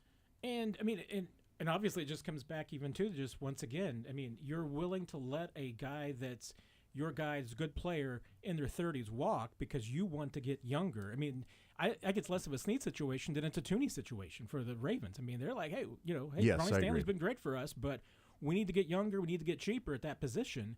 So we're going to move on. Chiefs, hey, we're okay. I mean, Joe Tooney's been great, but they're like, we've got options at that left guard spot, whether it's Kingsley, whether it's Hunter Norzad. You've got options at left guard, but you don't have anything at left tackle. So that's what you need. And I broke it down this way. Some teams are great at certain positions, drafting, identifying talent, developing guys. The Ravens are like that on the offensive line. Yeah. I mean, they had a lot of turnover this year, and the concern was, well, what's the offensive line going to look like? Yeah, it was still damn good. It's like the Steelers with wide receivers. A lot of times they're divas, but they're all pretty darn talented. They can identify that. The Chiefs with secondary players, right? The Chiefs, and they were able to walk on the Jerry's for that exact reason. Yeah. And that was, I guess, my concern is always going to be with the medicals with Ronnie Stanley. But again, Jason, I thought did a good job. Again, just making that a little more put together. Maybe why you could. I said it made me talk myself into Ronnie Stanley a lot more. I guess the other question I had was with Joe Tooney is over the next 3 years. I don't know what Trey Smith's contract's going to look like. Let's say it's a 4-year deal, but it's basically a 3. Who's going to have the better 3-year? Who's going to be better over the next 3 years in your opinion, Trey Smith or Joe Tooney? Because that was also my concern was part of the if you only get Trey for 3 years, and that's all that ends up being, and he signs in their deal somewhere else. Would you have been better off signing Joe Tooney for 3 years, an extension, versus Trey? I would bet on Trey because I'm gonna bet on the ascending player. Tooney, I mean, as good as he has been, I think, and as good as he played at left tackle for a few games, I think that there were at least signs that the downturn is coming. There were elements of it this year, so I don't think Joe Tooney is going to be Joe Tooney that you think and know of for the next 3 years. Trey Smith is, in theory, should even be better than he's been. In theory, but he's been the same guy since he's been a rookie. Well, which is great. Again, that was my point. Yeah, not a knock on Trey, but that's also a point that Jason and I have had potentially with some of the developing of talent in Kansas City on the offensive line. Trey has been great since he got to KC, and he's still great. But some of the concerns, penalties, the occasional pass protection, they've still been there. Those haven't really improved. Before we go to break, I just want to get this real quick because I do want to talk about other things on the other side of the break. Again, I think there's a decent chance that Ronnie Stanley returns to Baltimore. I hope that's not the case because I would like him in Kansas City. I hope that Baltimore. If he stays and Cam Robinson stays, Chiefs gonna have to adjust some plans. They got some issues. Well, Cam Robinson can't stay because the Vikings I don't think are going to sign Cam because of Darisaw. So Cam I think is going to be a legit open free agent. So that would be my question real quick, and maybe we can expand on the other side. But in a world where Ronnie Stanley re-signs in Baltimore, Cam Robinson just unrestricted free agent there on Monday morning or Sunday night, whenever you can start with the legal tampering, and he signs with the Chiefs. Where's your confidence level there of, okay, that offensive line with Cam and Kingsley on the left side is going to be better or at least as good, moved around different positions as good overall as a unit if we're talking about Cam instead of Ronnie Stanley. And by the way, Cam should be cheaper than Ronnie Stanley. Unless, of course, teams are overpaying because now he's the guy that's left. I mean, I would have higher confidence with Stanley. With Cam Robinson, I think it's probably more of a 50-50 proposition. Yeah, I think they got better at left tackle with Cam Robinson, but did you get better for the price you're paying? It's the Jawan Taylor. To me, this is the exact Jawan Taylor situation.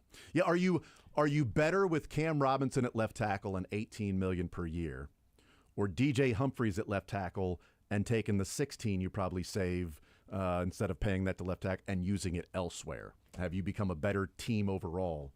Yeah, you're better at left tackle with Cam probably, but are you a better team if you're paying the extra 15 or 16 to have Cam over DJ Humphries or something like that? That's where the decision-making and the dollar disbursement and how you work with the salary cap of an overall 1 through 53. Yeah, specifically that position, they're better with Cam Robinson over what they had last year. Are they $16 million better as opposed to putting that elsewhere, signing a Nick Bolton, bringing back a Hollywood Brown, something like that, a Justin Reed?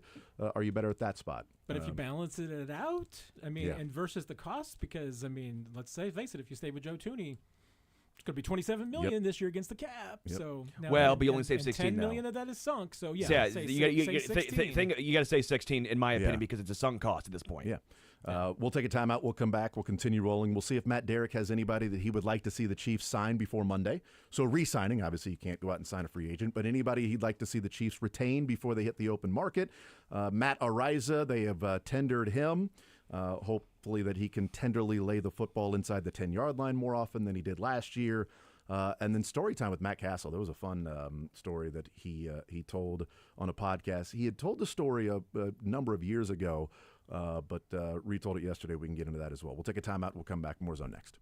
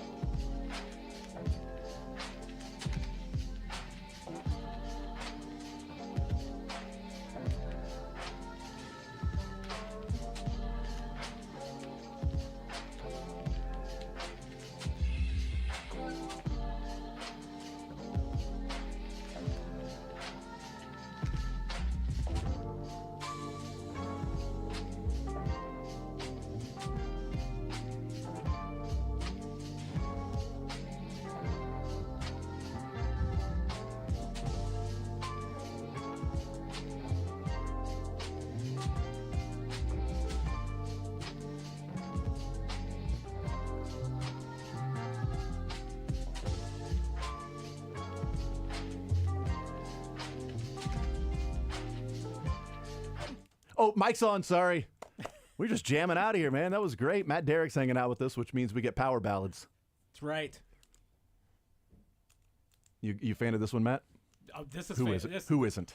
Exactly. If you're not a fan of this, then go check yourself. And okay? again, Before you wreck yourself. If you're not a fan of spaghetti and meatball, just get out of this country. You know what I mean? And again, I've probably told this story before too, but first time I heard it, my friends and I, we were making a road trip to the only 24-hour donut place in mid-Missouri in Jefferson City because they had a Dunkin' Donut. It was the only place you could get donuts 24/7. Okay, Harold and So- Kumar. That's great. So was And you heard this? driving down 63 to Jeff City, and you're out in just the middle of mid-Missouri, 2:00 in the morning. It's pitch dark, and it's not only this; it's the album version.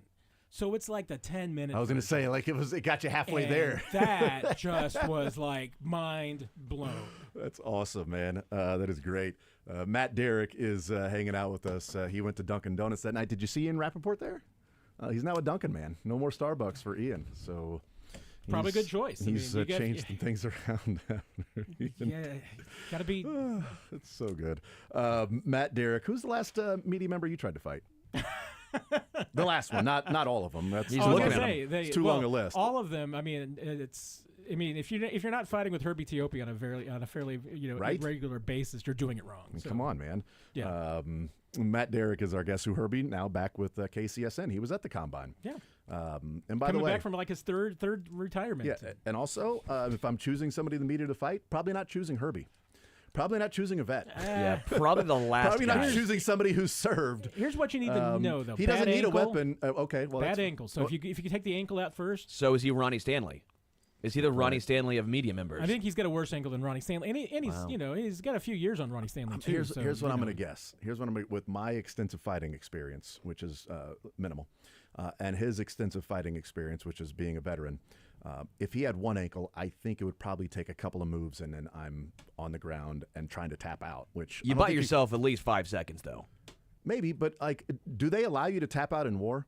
Like if you're doing it, can you just tap out? It's like, all right, I'm good. I'm going to go back to my side now. It's all good. I'm just, you know what? My bad.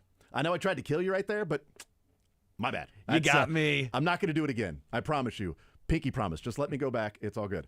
I don't think they do that. So, but yeah, I wouldn't try to fight Yeah, him. you're toast, dude. Absolutely. Burnt toast. Is there anybody you would like to see the Chiefs re-sign before Monday that doesn't get to the open market, that the Chiefs just say, you know what, we're not going to deal with it. We're just going to bring this guy back. We've got the $16 million freed up. We'll free some other, I mean, it's not really $16 million freed up. They're right around the salary cap to be compliant with the NFL on Wednesday, but free some other money and things like that before we get to Wednesday as we go through these negotiations on Monday. We can do all that, but Wednesday, league year, we got to be compliant there. Any players that you would like to see them bring back before they hit the open market? I mean, I'm just trying to envision what this defense looks like without Nick Bolton. And I have a hard time believing that this defense is going to be as good as it has been the last couple of seasons without him. And I get it. I mean, you look at the last 3 contracts they've given out to inside linebackers this week, and they're all across the board.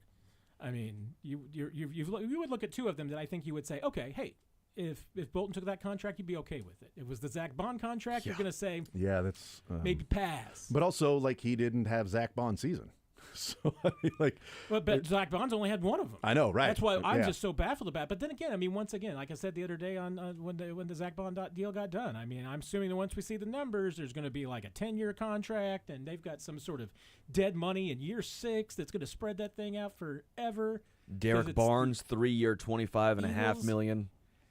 And I mean, what the Bengals finally got a deal done with somebody and kept them on a reasonable deal. So, I mean, it's because I'm blanking on that guy's name, but I mean, hey, if you were able to get Nick Bolton in the $11 to $13 million range, I think you'd feel pretty good. I mean, if it's 15 to 17, you might have some heartburn. But here's the thing: I just don't know what that defense looks like without him. Because without him, who is your middle linebacker? Who is your quarterback for Steve Spagnuolo on the right? field? It's going to be Tranquil or Chanel? at 30. Yeah. And Tranquil, I mean... Yeah, but then it would be Tranquil for a year and then somebody else after that. So then you're looking at 3 straight but years who? with a different guy. Right. Unless you're identified like you did with Nick Bolton, unless you're identifying, hey, wait a minute, there's a guy in the second round of the draft But this even year. if there is, though, if Tranquil's the guy I see what you're saying. Second that round you this draft year. This year that can and then replace Tranquil he next just year. okay. Yeah. But even if he replaces Tranquil next year, 26. that would still be 3 straight years of a different guy. There would be Bolton, Tranquil, and the new guy. Yeah. So that would be 3 straight years with a new middle linebacker that's running Spag's system and having to, make sure everybody's in the right spot. The quarterback of that defense, like Nick Bolton has been. And I mean, Spags, consistently said it the last couple of years. I mean, that the way that they're able to do a lot of the things that they're able to do right now is because of the continuity that they have, and a big part of that continuity is Nick Bolton. So, and especially if you don't have Nick Bolton and you don't have Justin Reed, those are 2 huge pieces. Now, maybe if it's Tranquil and Reed and you're able to keep, Justin, and that's the combination, maybe you at least keep it going for a year. But I think it still hurts you, and it certainly hurts you in 26 and beyond. I mean, I just have a hard time looking at what this defense looks like without Nick Bolton. The Terrell Bernard numbers for the Bills and the extension. Bills, thank you. I said Bengals. I was. Oh, so I didn't know. I wasn't. No, that's why you guys Yeah. were looking at me so confused. I was like, wait a minute. Well, I didn't said know Bengals. if they It had was signed Bills. somebody. Like, again, we've been on the All air. starts with a and B. That's right. Bills, Bengals, Battlestar Galactica. So Bernard has he signed 4 years, $50 million, $12.5 million per year. And practical guaranteed, not total, not the guaranteed at signing, but even practical guaranteed is only $25 million, which is a big difference from what we're seeing like outside linebackers or edge rushers. I mean, these are off-ball linebackers. Zach Bond is the 3 years, $51 million, so he's averaging $17 million per year. $34 million And I practical know guaranteed. he had a good season, but I still don't get That's that. crazy. I mean, mean, that's absurd. Yeah, the Eagles are like, let's re-up Saquon for all this money. They're Let's running it give- back. And Yeah, Zach Bond, although what's going to happen with Milton Williams and Josh Sweat if they're running it back, like those guys, like Milton Williams, we know what the baseline is for him is what Odigizua got in Dallas. Like, okay, well, that's the starting point for Milton Williams. But Terrell Bernard's contract that is starting this year, and then the Commanders restructured Bobby Wagner, right, for a 1-year restructure for 1 year, $9.5 million. So those are the two that are like, okay, off-ball linebackers, middle linebackers, and Zach Bond. But middle linebackers that I would say would be closer to what Nick Bolton would be and not Zach Bond. I can't imagine Nick. If Nick Bolton hits the open market, teams aren't going to go, okay, Nick Bolton, well, Zach Bond got this, we'll give you that. Like, it's going to be way closer to Terrell Bernard, and I think probably Zaire Franklin with the Indianapolis Colts that got 3 for 31.5. It's a good one. Spot Trek has it pulled up right here as the calculated market value. They have it for Nick Bolton? For Nick Bolton, $12.3 million AAV. They have it listed as a 4-year, basically $50 million So Terrell Bernard. contract. yeah. So Terrell Bernard got 4 for 50. But again, that's the problem is that it just takes one Yeah. team Yeah. to. And he's younger. I mean, Nick Bolton is hitting free agency. He's 20. He's 24 right now, but it's 25. It's 24 and And 11 months. 27 or something. I mean, Yeah. Bernard's 25.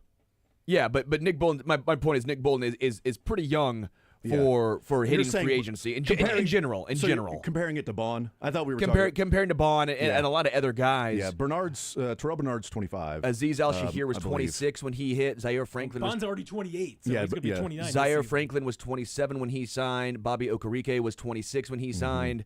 Nick Bolton, again, he'll technically be 24 when he signs because of his age, but he'll be 25 next year. Very soon. Bernard's 25 right now. So I mean, I'd bring him back if it's around $10 to $12 million. What's your cutoff? 15. Actually, you know That's what? a big. That's a 13.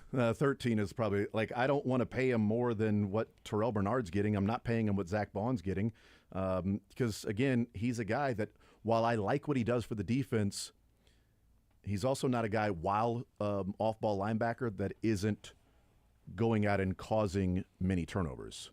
Like he's not forcing fumbles and getting interceptions the way that Zach Bond this year was making tackles and punching the ball out. And he had 5 forced fumbles this year. So you're Zach Bond. You're 13. Yeah, he had 1 interception, 5 forced fumbles. Did Zach Bond on 151 tackles? I get your this but year. that was also a guy without any consistency, any proven Right, track I mean- record. I So mean- I would have a little bit of. We've had seen guys have great years. Yeah. He might have 0 turnovers next year. So Right, so but the last 2 years, Nick Bolton, and I know there was injury last year, but the last 2 years, Nick Bolton has 166 tackles. Bond had 151 last year, and forced fumbles. Nick Bolton in his entire career has 2. Like, he has 2 forced fumbles in his entire career. but we know what he is. We Right, I know, but that's the point, though. That's where if he's going out and forcing fumbles and causing turnovers while tackling people and getting the tackles for losses as an off-ball linebacker, that's more money than just he's going to get there and make the tackle. Sure, and he's going to keep the I'm guys not comparing in position. To, if it's 17 million, I'm out. I'm not disagreeing with you there. So you're 13. What's your out number of a Nick Bolton AAV? I mean, I would go up to 15, but I would require a little work to get there. I mean, and if anything, I mean, I might offer him 15 right now and just say, look. I think I'd offer him Terrell Bernard right now. I mean, 15's good till Monday, and then. Well, 15's good till Monday. He better But take it. if you come back because you don't find 15 out there, it's going to be 14. Yeah, And it might even be 13 because we're going to have some other deals get done. If So you're it on might the- even be 12. If you're on the phone with him and it's like 15 goes away Monday, by the time you get done with that conversation, he might be a roadrunner busting into your office to sign that for $15 million. I mean, I would agree with that statement. Because I don't think anybody outside of Kansas City is going to look at the numbers and look at what he did this year. He played 16 to 17 games and he forced a fumble and had 100 tackles and 11 tackles for loss and that. But, man, he really sets the defense. And if I'm another team, I'm like, well, am I paying $13, $14 million just for somebody to put everybody in the right spot? Well, that's what I got coaches for. If I'm paying $13, $14 million for a linebacker, I need him to force some fumbles, cause some issues, get some sacks along the way as well. And he had 3 of them this year. Dylan, what's your out? What number would you say? Dylan's out at $5 million for Nick Bolton. Okay, Dylan actually is shaking his head. Yes, I hate that. Seriously? Yeah. You don't want Nick Bolton back? No, he's already. I mean, Dylan's on record as not wanting to pay an off-ball linebacker, and I get it. That's a strategy. It's He's the a same thing. he's a Jayhawk. Same thing that people are like. I'm not going to. I would say the same thing if he's a Jayhawk. It's like I'm not going to draft a running back in the first 3 rounds. Okay, no matter what, not drafting a running back first 3 rounds. There are certain things I that said you're like. that there were 2 linebackers, Roquan and Fred Warner, that Sure. you kind of want to reset the market for. After that, I didn't say reset. We're not saying reset. no, I know. I'm saying that commit money long term too Okay, as well. so you're 13. You're 15 is your out. What are you I saying? was actually in between. I'd gone back and forth between 13.5 and 14. And I'll be more realistic. AAV is my I'd say 11. okay. So yeah, I've been around 13.5 to 14 mil is my out number for Bolton. I thought 15 was a little steep personally. I understand where you're coming from. I think 13 was a little low for me. I don't even know if he gets 13. Like his market I think is so 13 interesting. Right, but 13 is Patrick Queen. Like, is he? And I think he's right, as but when valuable as Patrick Queen. Right, but when we think of Patrick Queen, you think of like a playmaking linebacker, a guy that's But fun- not- a guy but that not can consistent. Cover. Right, but a guy that can also cover, a guy that you feel like can cover. There- and if there's you're looking multiple styles like Marcus I Peters. totally agree, but what's valued by other team versus valued by Spags? Sure, because it's almost like Trayvon Diggs or like Marcus Peters, where it's like he's such a different style of player than let's just even say a L'Jarius Sneed. L'Jarius Sneed is a playmaker in his own right, but he wasn't going out and getting a lot of interceptions. But you knew he was going to be consistent in what he McDuffie's did. got 2 in his entire career. and McDuffie, he's a stud. they do it different ways. Yeah. Nick Bolton is a different style of player than Patrick Agreed. Queen. They couldn't be more different while playing the same position. While I think having the exact same value. And that's the crazy thing because and the thing that I think that probably gets undervalued a lot with Nick Bolton because I get, hey, are there other guys who are better in pass coverage than he is? Absolutely. I mean, and and you bring guys in like Drew Tranquil to supplement that a little bit. Correct. So you scheme around that a little bit. And even then, when you look at some of the numbers of Bolton, I mean, remember too, in addition to just being the quarterback on the field, which I think is underrated in Spags' defense because I think that's a pretty important role that Spags relies on. I totally agree with that with Spags. But so much of Bolton's game is not necessarily always making the play, but setting up somebody else to make the play. Yes. I mean, a lot of times Nick Bolton is there. It's like his job is to force the play to blow up and move somewhere else. It's like he's there. He's supposed to be filling the gap. He's supposed to be doing all these things right so that somebody else can clean up the play. And that I think he does a pretty good job of. I mean, does he get beat on the run once in a while? Everybody gets beat. I mean, maybe Fred Warner doesn't get beat. I mean, he's pretty good. But like I said, it just comes back to this has been one of the best defenses in the league the last 2 years. Are they going to be a top 5 defense without Nick Bolton? I don't think they are. I think they're. I mean, they might be. I'd say. I think they're still top 12. They might even be top 15. I mean, that's the kind of step back that they might take without a guy like Nick Bolton, just because he is so important in just the little details of that defense. Yeah, the Patrick Queen deal is 3 years, $41 million, so 13.6, so 13.6, so 13.7, but only 13.8 of that is guaranteed. Yeah, it was a weird only And the 1 year practical It's a guarantee weird is- deal. Yes. Yeah. Bernard's is only 2 years guaranteed, basically. And looking at Queen's numbers to Nick Bolton before Queen signed this deal, they're roughly similar. Like Well, the that's why I forced- said I the think forced him and fumbles- Queen are a very. Yeah. Well, like I'm not wanting to go above Patrick Queen for Nick Bolton because I think while the numbers are fairly similar when it's the total tackles for loss, the interceptions, the forced fumbles and sacks, he is viewed as a better coverage linebacker. Who where Nick Bolton is signed viewed as first. Patrick Queen signed first. That's my point. You know that it's always going to the following Not year. always. I mean, Majority depends of on the who they time are. contract. Depends on who they are. We though. saw I mean, Look Brock at Trevor Purdy's Law- going to get paid. How does that work out for Trevor Lawrence? Yeah, well, that's Yeah, different. like- I mean, like- we know that's different. Come on, Right. we know our. No, don't Max- raise your hands. How have we talked Also, about like- Trevor Lawrence knowing that's a bad deal? right, but Max Crosby just signed his deal, and Trey Hendrickson's going to get a good one. But Max Crosby signed first, but Hendrickson's not going to come on go on the above what Max Crosby got. So it's just depending on what the value is. If you can sign first, if you're worthy of being the one that signed, because technically signed first is Zach Bond. So is he going to get more than Bond? Because Bond signed first. before No, Nick because Bolton. but they're and also they're not the Eagles. There's difference here. I don't disagree. Because one team made a fairly. I'm happy for Bond, but a fairly silly move for a 1 year deal doesn't mean every other team is going to do that. I just think that Nick Bolton has a lot of value for this team. I'm with you where I don't think his outside market's going to be as robust as a lot of people think, but I think there's a sweet spot in between 12.5 to 14 million that I think both sides can come to an agreement to, and that's where I think it is. I think anything more than 14, I'm probably saying no. That's just going to be too rich for my blood. I think anything less than 12.5 to 12, I think we're not being realistic of what it's going to take to get done. Yeah, I mean, and see, it can go both ways. That's why I'm saying, like, if you want to get a deal done with a Nick Bolton and you want to get a deal done with a Hollywood Brown, you might have to pay a little bit more than you're expecting to get it done Before Monday. against the insurance that it just takes one team to make a ludicrous deal.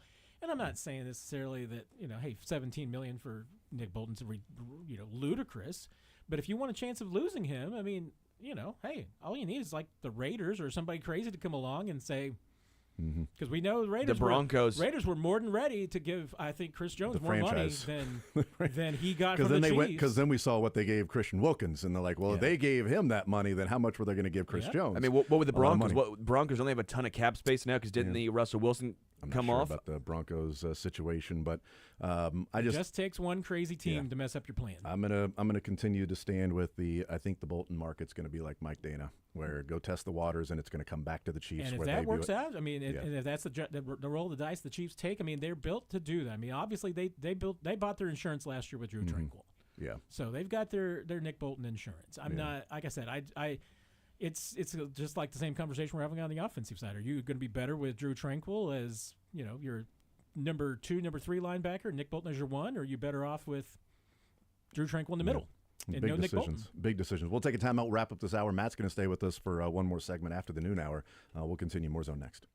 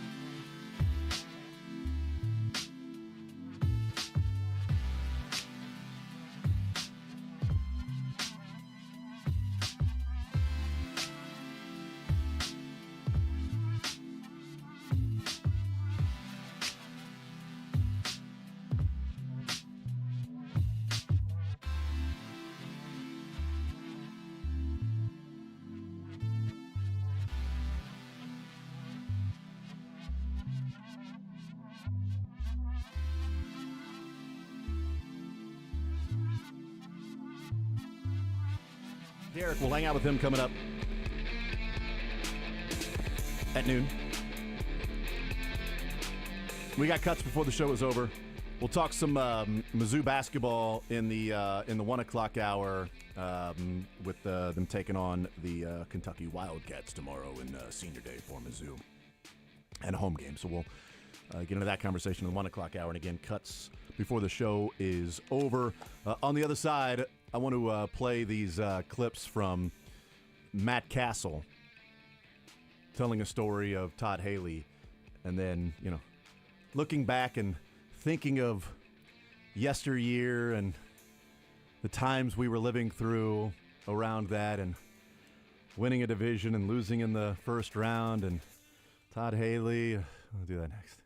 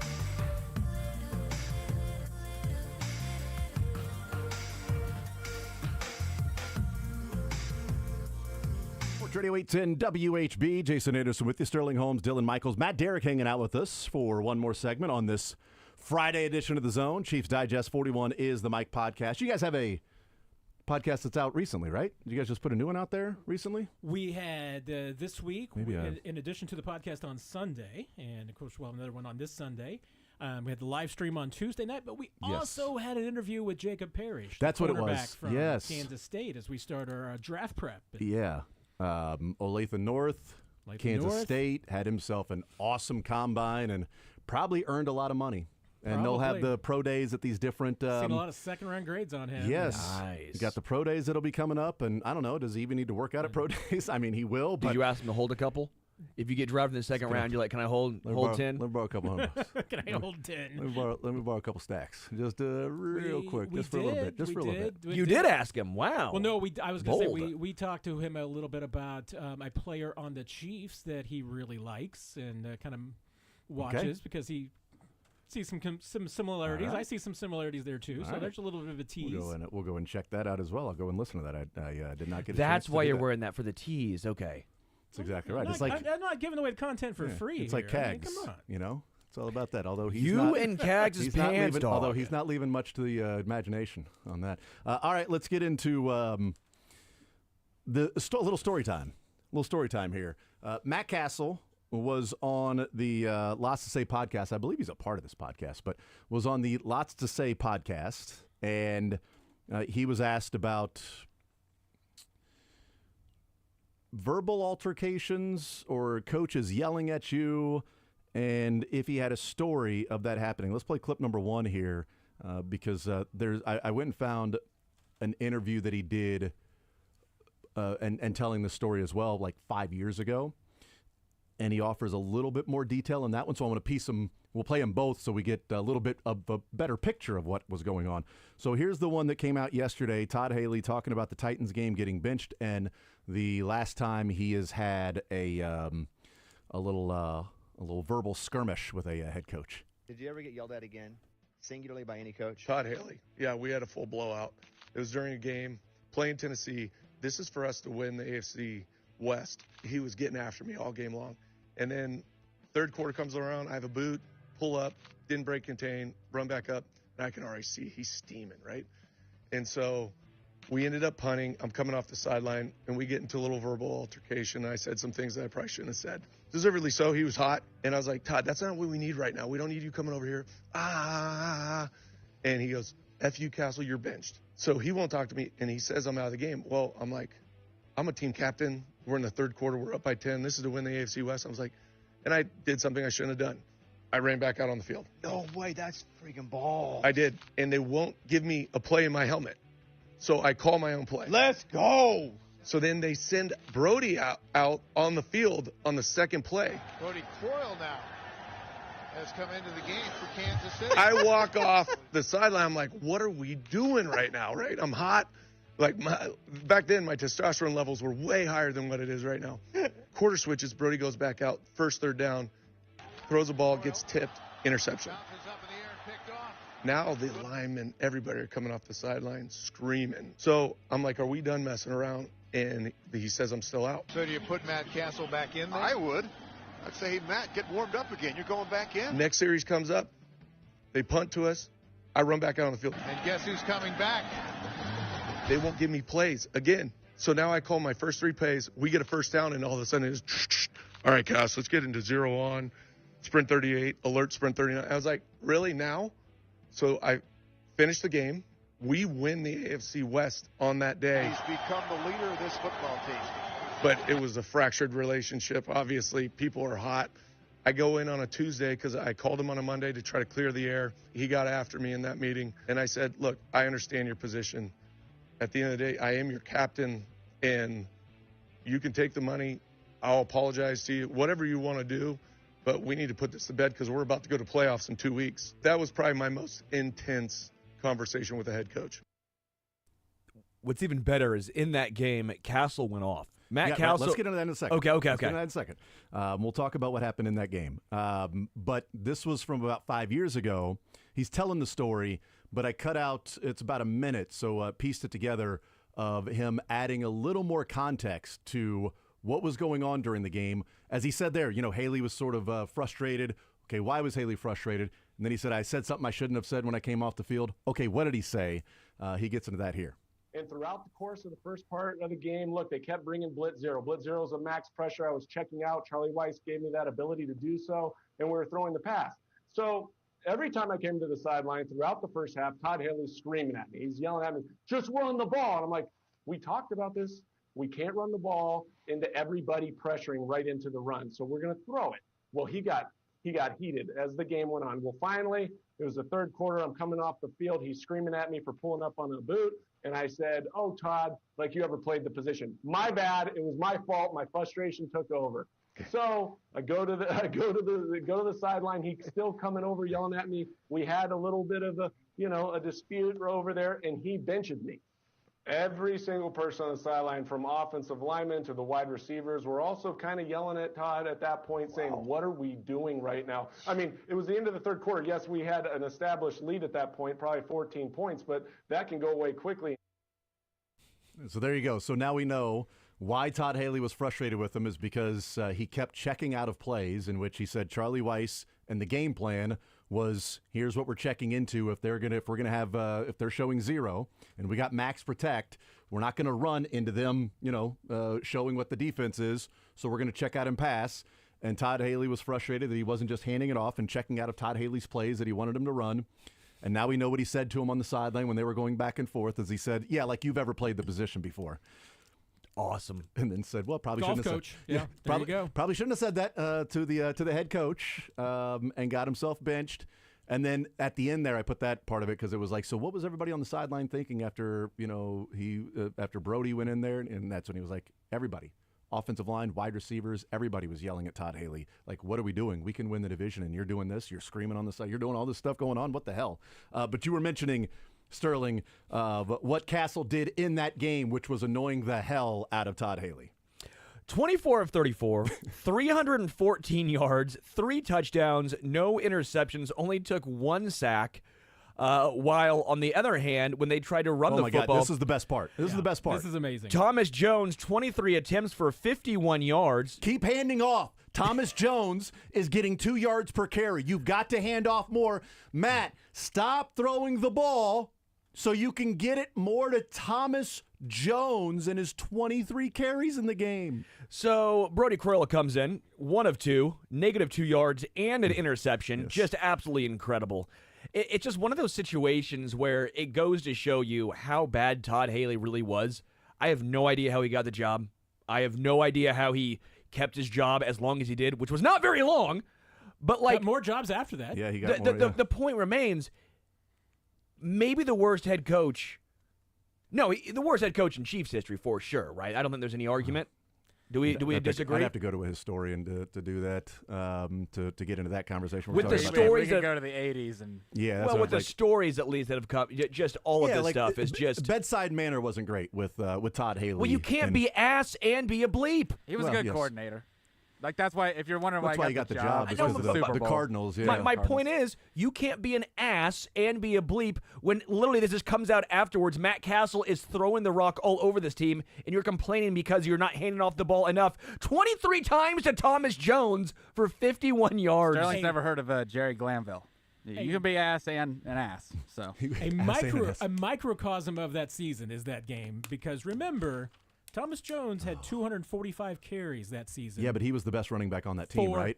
896 yards. Remember, 245 for 896. Right, yeah, but he was the best running back on that team. The number 2 running back, according to Todd Haley, Jamal Charles, had 230 carries that season, 15 less.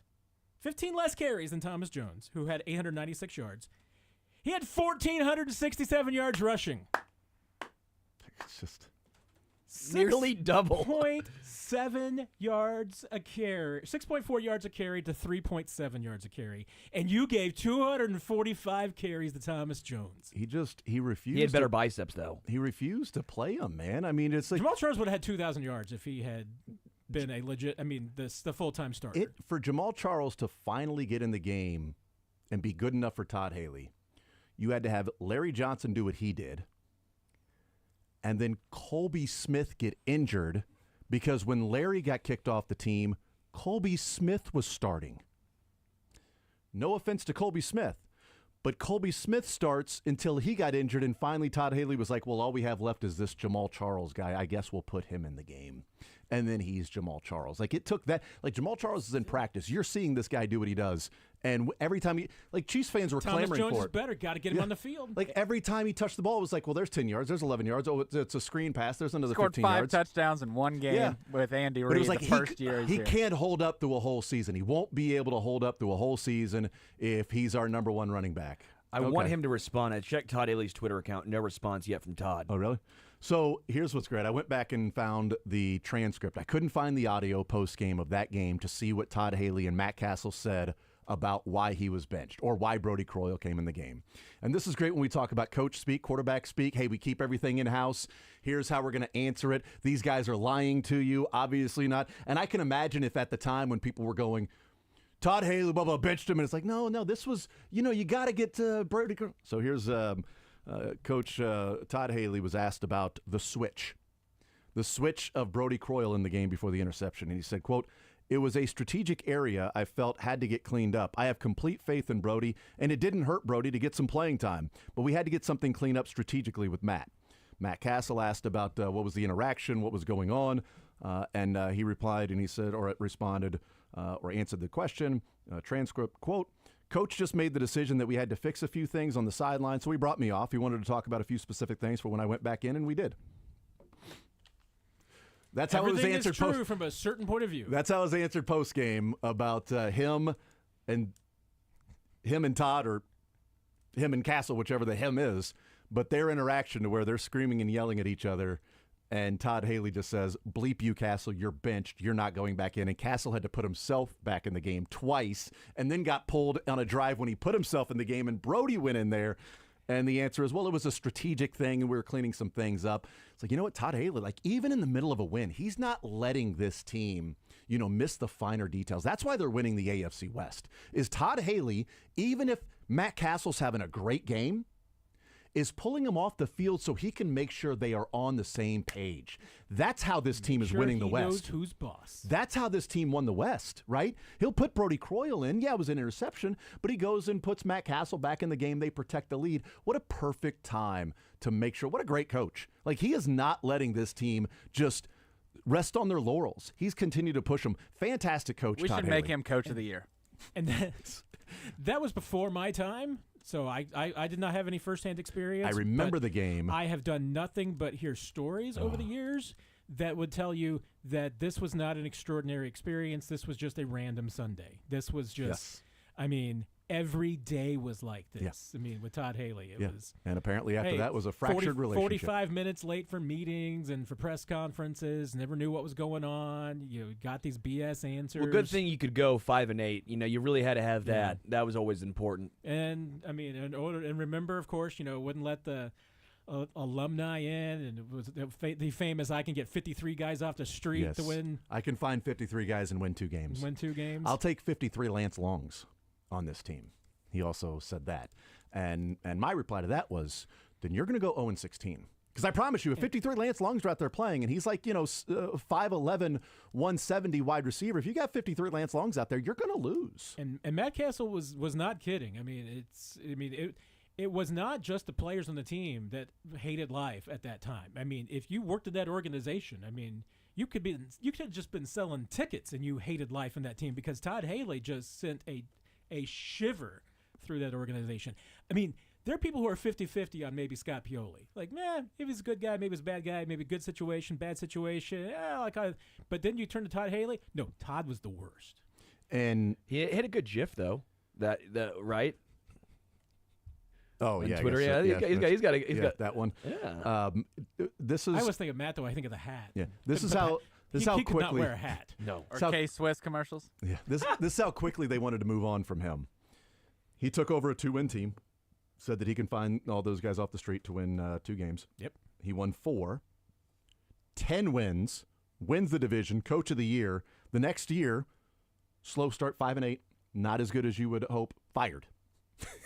He's the reigning coach of the year and just won the division and is not having as good of a season. But typically it's like, yeah, we're having it's a little plexiglass theory. We had this really Matt good Castle season. got injured too, and that was part of it. We had this really good season, and now we're sort of coming back to the pack a little bit, but we're ascending on the right track.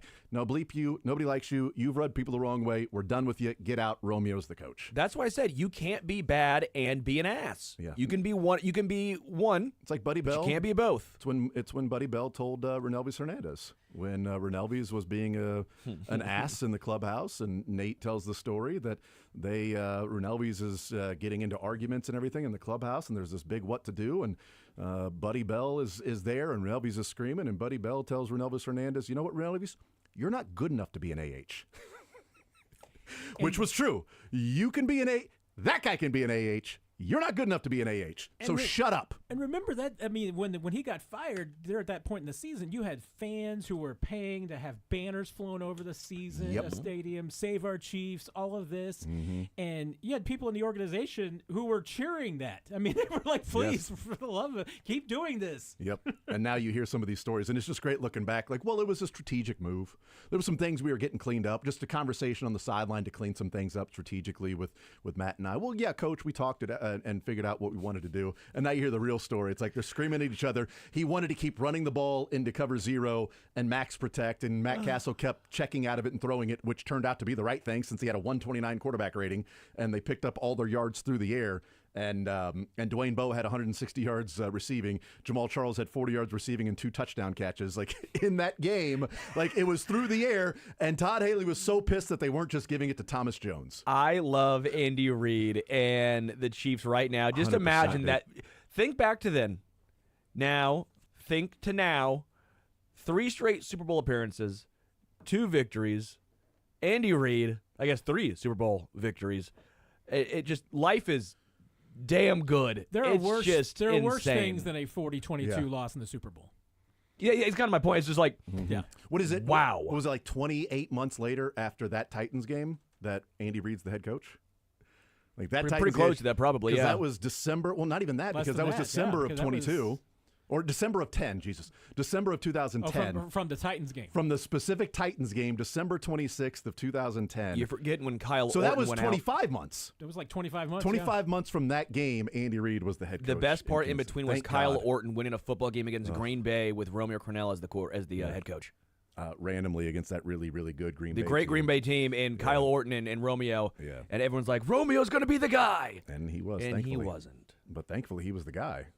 Because if they went out and hired just another coach to be the coach of the Chiefs for the next 3 or 4 or 5 years, they wouldn't fire him after 1 year and go get Andy Reid. Yeah. Luckily, they hired Romeo Crennel, and Clark Hunt said, you know what, Scott, I got this. They go, Romeo, you have a great mustache, and that's the one thing he's got going from what if we hire a head coach who also has a great mustache? We need to keep the mustache lore alive. Scott, you got 2 coaches to hire. I got this one. Scott, you hired Todd, you hired Romeo. I, as Clark Hunt, I'll take care of this. That coach. was awesome. I mean, like I said, I feel bad for the guy and everything because I don't think everything was entirely his fault. And like I said, Scott I've or heard, Todd? Scott. I've heard plenty of people say that Scott was just maybe just in over his head, bad situation. Couldn't. There was no win situation for him. But yeah, the fact that.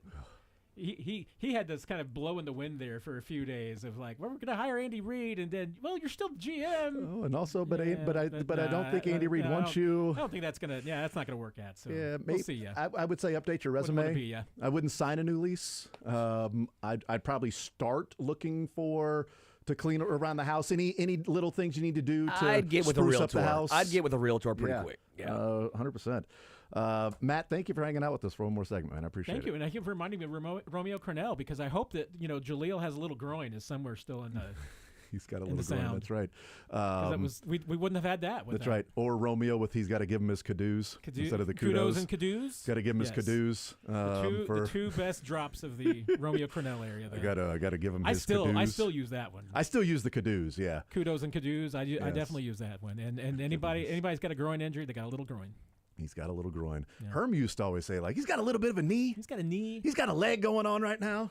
He's got an arm that he's dealing with. Like, does he have 2? Because I would say if he only has 1, that might be a disadvantage for your team. I mean, Andy Reid obviously has his day to day, and you know, and he'll sometimes just say, "Hey, he's got a knee" and everything like that. The best one of all time is still the time he was coming off the field. It was a training camp practice when it was raining, and I think it was Derek Nottie had left practice that day. Could have been somebody else, but it's pouring rain. Andy's there, and he's like, so and so's got this, and Derek Nottie. I don't know. It rubbed off here. I don't know what it is. It was probably just pen real quick that he was given of what the injury was. It rubbed off. I don't know what it is. He left early. We'll find out. He's fine. It also just goes to show as the last point here of like there are coaches around the league right now that are coaching a team. I don't know specifically which one, but there's a coach or two that like this guy's in over his head. That's a Todd Haley. It was Josh McDaniel twice. But right? You know what? Here's the crazy thing. I mean, at any random point in time in the league, there is still not a coach employed that's worse than Todd Haley was. Right now, I'd say that's probably the case. I mean, I would have a hard time pointing to a coach right now and saying that Adam Gase, but he's no longer employed. That dude is worse than Todd Haley. Yeah, but it's also like how Josh McDaniel was the modern day. How you Todd treat Haley. your players, and Brandon Flowers hated Todd Haley and loved Andy Reid, and it's like you can have discipline while still allowing them to have freedom. You can have discipline while still having respect, and the players respect you and not just fear you, but respect you as a man and as a coach and still be a disciplined. Andy Reid's it seems like disciplined coach, especially during like practices and training camp and here's what we're doing. But the players, I mean, Travis Kelce was afraid to ask him to come on the podcast.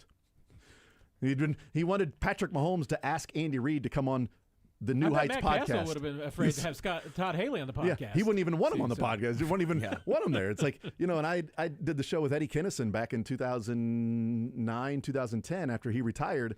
And Eddie Kinnison would talk about like, stories from the players. Is like, Todd Haley just talking to these people. And he's like, I'm a grown man. Like, I'm a professional. I've got a family.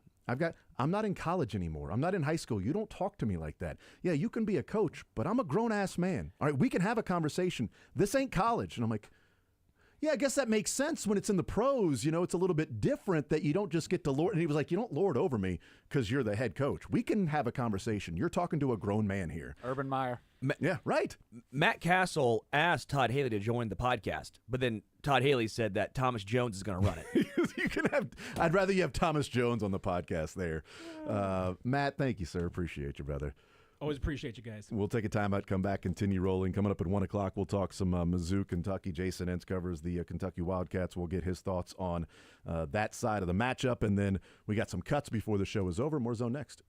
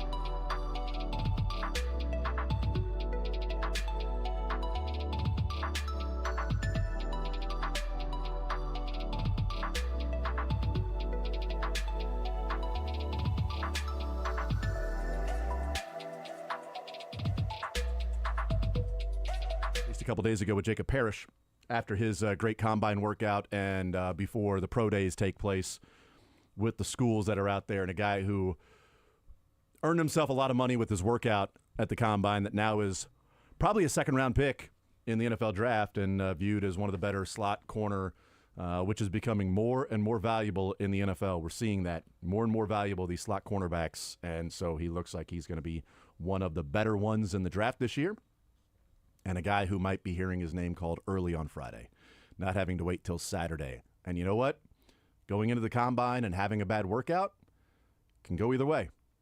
You can all of a sudden slide down to Saturday because people can talk about, well, what's the tape show and what's the workout? But I think cornerback specifically is the position that is most in line with if you aren't an athlete, you're probably not going to be good at that position. Yeah. You need to be a ridiculous athlete to play cornerback in the NFL. I think even more so than wide receiver.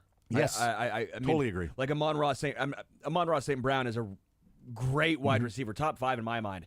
He's not a top 5 wide receiver athlete. Jamar Chase is probably the best wide receiver in the NFL. He's not a top 5 wide receiver athlete. There's things you can do to get open. Travis Kelce is not the best athlete in the NFL by any means. He found ways to get open perpetually. But if you're a cornerback and you don't have that athleticism, that is a massive disadvantage, and it's almost, again, insurmountable. Yeah, the ability to cornerback to backpedal, to change your hip direction, to stop on a dime, to move forward, to then run down the sideline, your straight ahead sprint speed, and then to have the ability to jump up and contest a catch against a guy who's probably 6'3" or 6'4". So you're going to have to out-athlete probably in one of those jump ball situations like that. And also you're going to have to come up and tackle as well. You're going to have to be that good enough athlete, and then we're going to need you to tackle when the ball comes your way. Like it's ridiculous. If you're not grading out as a good athlete at cornerback, I'm not sure that you're draftable. But when the tape shows that you're really good, and then you have one of, if not the best combine athletic performances of any of the defensive backs, well, you've just earned yourself some money. Yeah. You've earned yourself a lot. So good on Jacob Parrish. So looking forward to going and listening to that conversation that they had at 41 is the mic with he and Nick Jacobs. So also Nick Jacobs has tweeted out last night and yesterday the cut-ups well, he's got 3 of them out there. So he's got the cut-ups of every rep of Kingsley Suamataia against the Broncos at left guard. Nice. And then he put out there every rep of Ronnie Stanley in the divisional round against the Bills. Okay. So every single rep, you can watch Ronnie Stanley on the left side, every single play the Ravens ran against the Bills, and then every rep for Cam Robinson against the Rams in the wild card round, which is less confidence building than Ronnie Stanley. There were some really good reps from Cam Robinson. Sure. There was some verse trying to bull rush and Cam Robinson anchoring. Yeah. And it's like, okay, cool. And there was some, oh my God, that was, boy, he just whiffed. That guy just tossed his arms to the side, went right by him. Oh, okay, he went to block that guy on a run and he just missed him. Ronnie Stanley looked pretty good in those in that game. But again, as we talk about, like, what's the cost acquisition value? If you, in a vacuum, if you're only saying it's one position, it's a recruit. You know, we're out here recruiting. It's not NIL. It's just the way that it used to be when you'd paid them under the table. But still, we're just recruiting. We need a left tackle. Allegedly. Yeah, we're going to go get this guy who is an upgrade over our left tackle from last year. Okay, great. That's easy. That's in a vacuum. You just got better at that position. But in the NFL, if you want to give Ronnie Stanley $20 million to play left tackle, and the Ravens say, actually, we're not going to let him get to free agency, so we're going to re-sign him.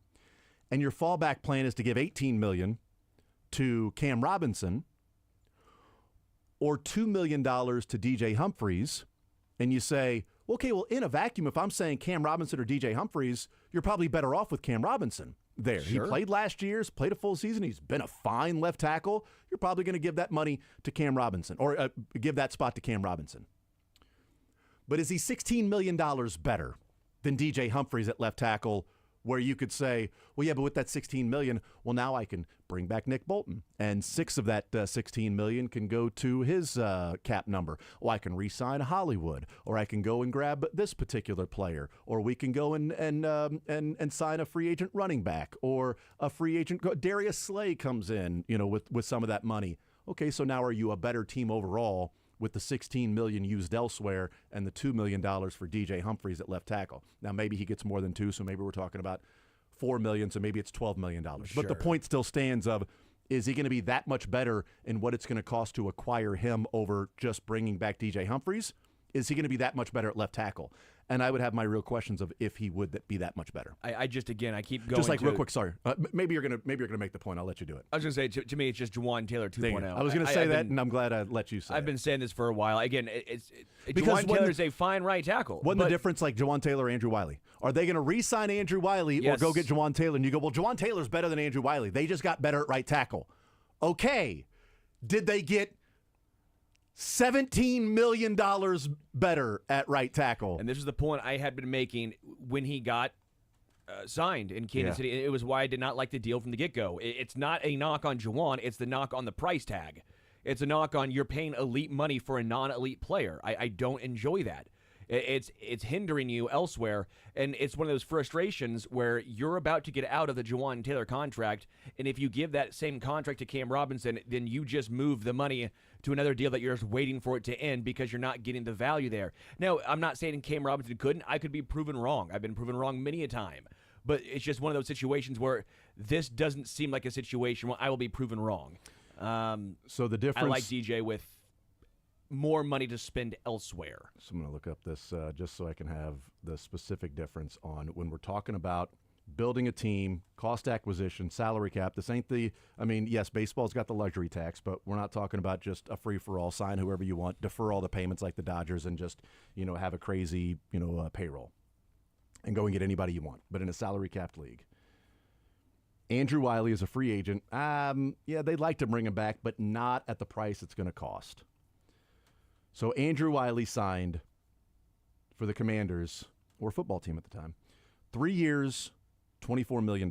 So $8 million per year with $12 million total guaranteed. So his cap hit in 2023 was 4. This last year was 9.4, and this season's going to be 10.4 cap hit. So that's $8 million a year for 3 years for Andrew Wiley. The Chiefs signed Juwan Taylor for 4 years, $80 million. So, $20 million per year. So $12 million more per year for Juwan Taylor than Andrew Wiley. And a guarantee of $60 million. So $52 million or $48 million more guaranteed over the 4 years for Juwan Taylor than Andrew Wiley over the 3 years. And that 4 years is going to be pretty much 3 years, right? With Juwan Taylor? The cap hit for Juwan Taylor, 5.8, 19.4, and then 27.4 this year. So they would have had in 23, they would have had, and they won a Super Bowl that year, but they would have had $1 million more in the cap. If we just look at it the exact same way the Commanders structured their deal, they would have had $1 million more in the cap to work with Wiley as opposed to Taylor. This last year, they would have had $10 million more to work with the cap rather than with Andrew Wiley over Taylor. And this year, with Juwan Taylor's $27.4 million, they would have $17 million more to work with under the cap if Andrew Wiley was in year 3 of that contract. And this is what we talk about when you're getting into this level, you've got to be right. And they wanted to sign Orlando Brown. I do wonder what they would have done if they signed Orlando Brown, if before it got to free agency, Orlando Brown agreed to the contract details that the Chiefs offered him, which was more than what he got from the Bengals. Before free agency started, they offered him the contract.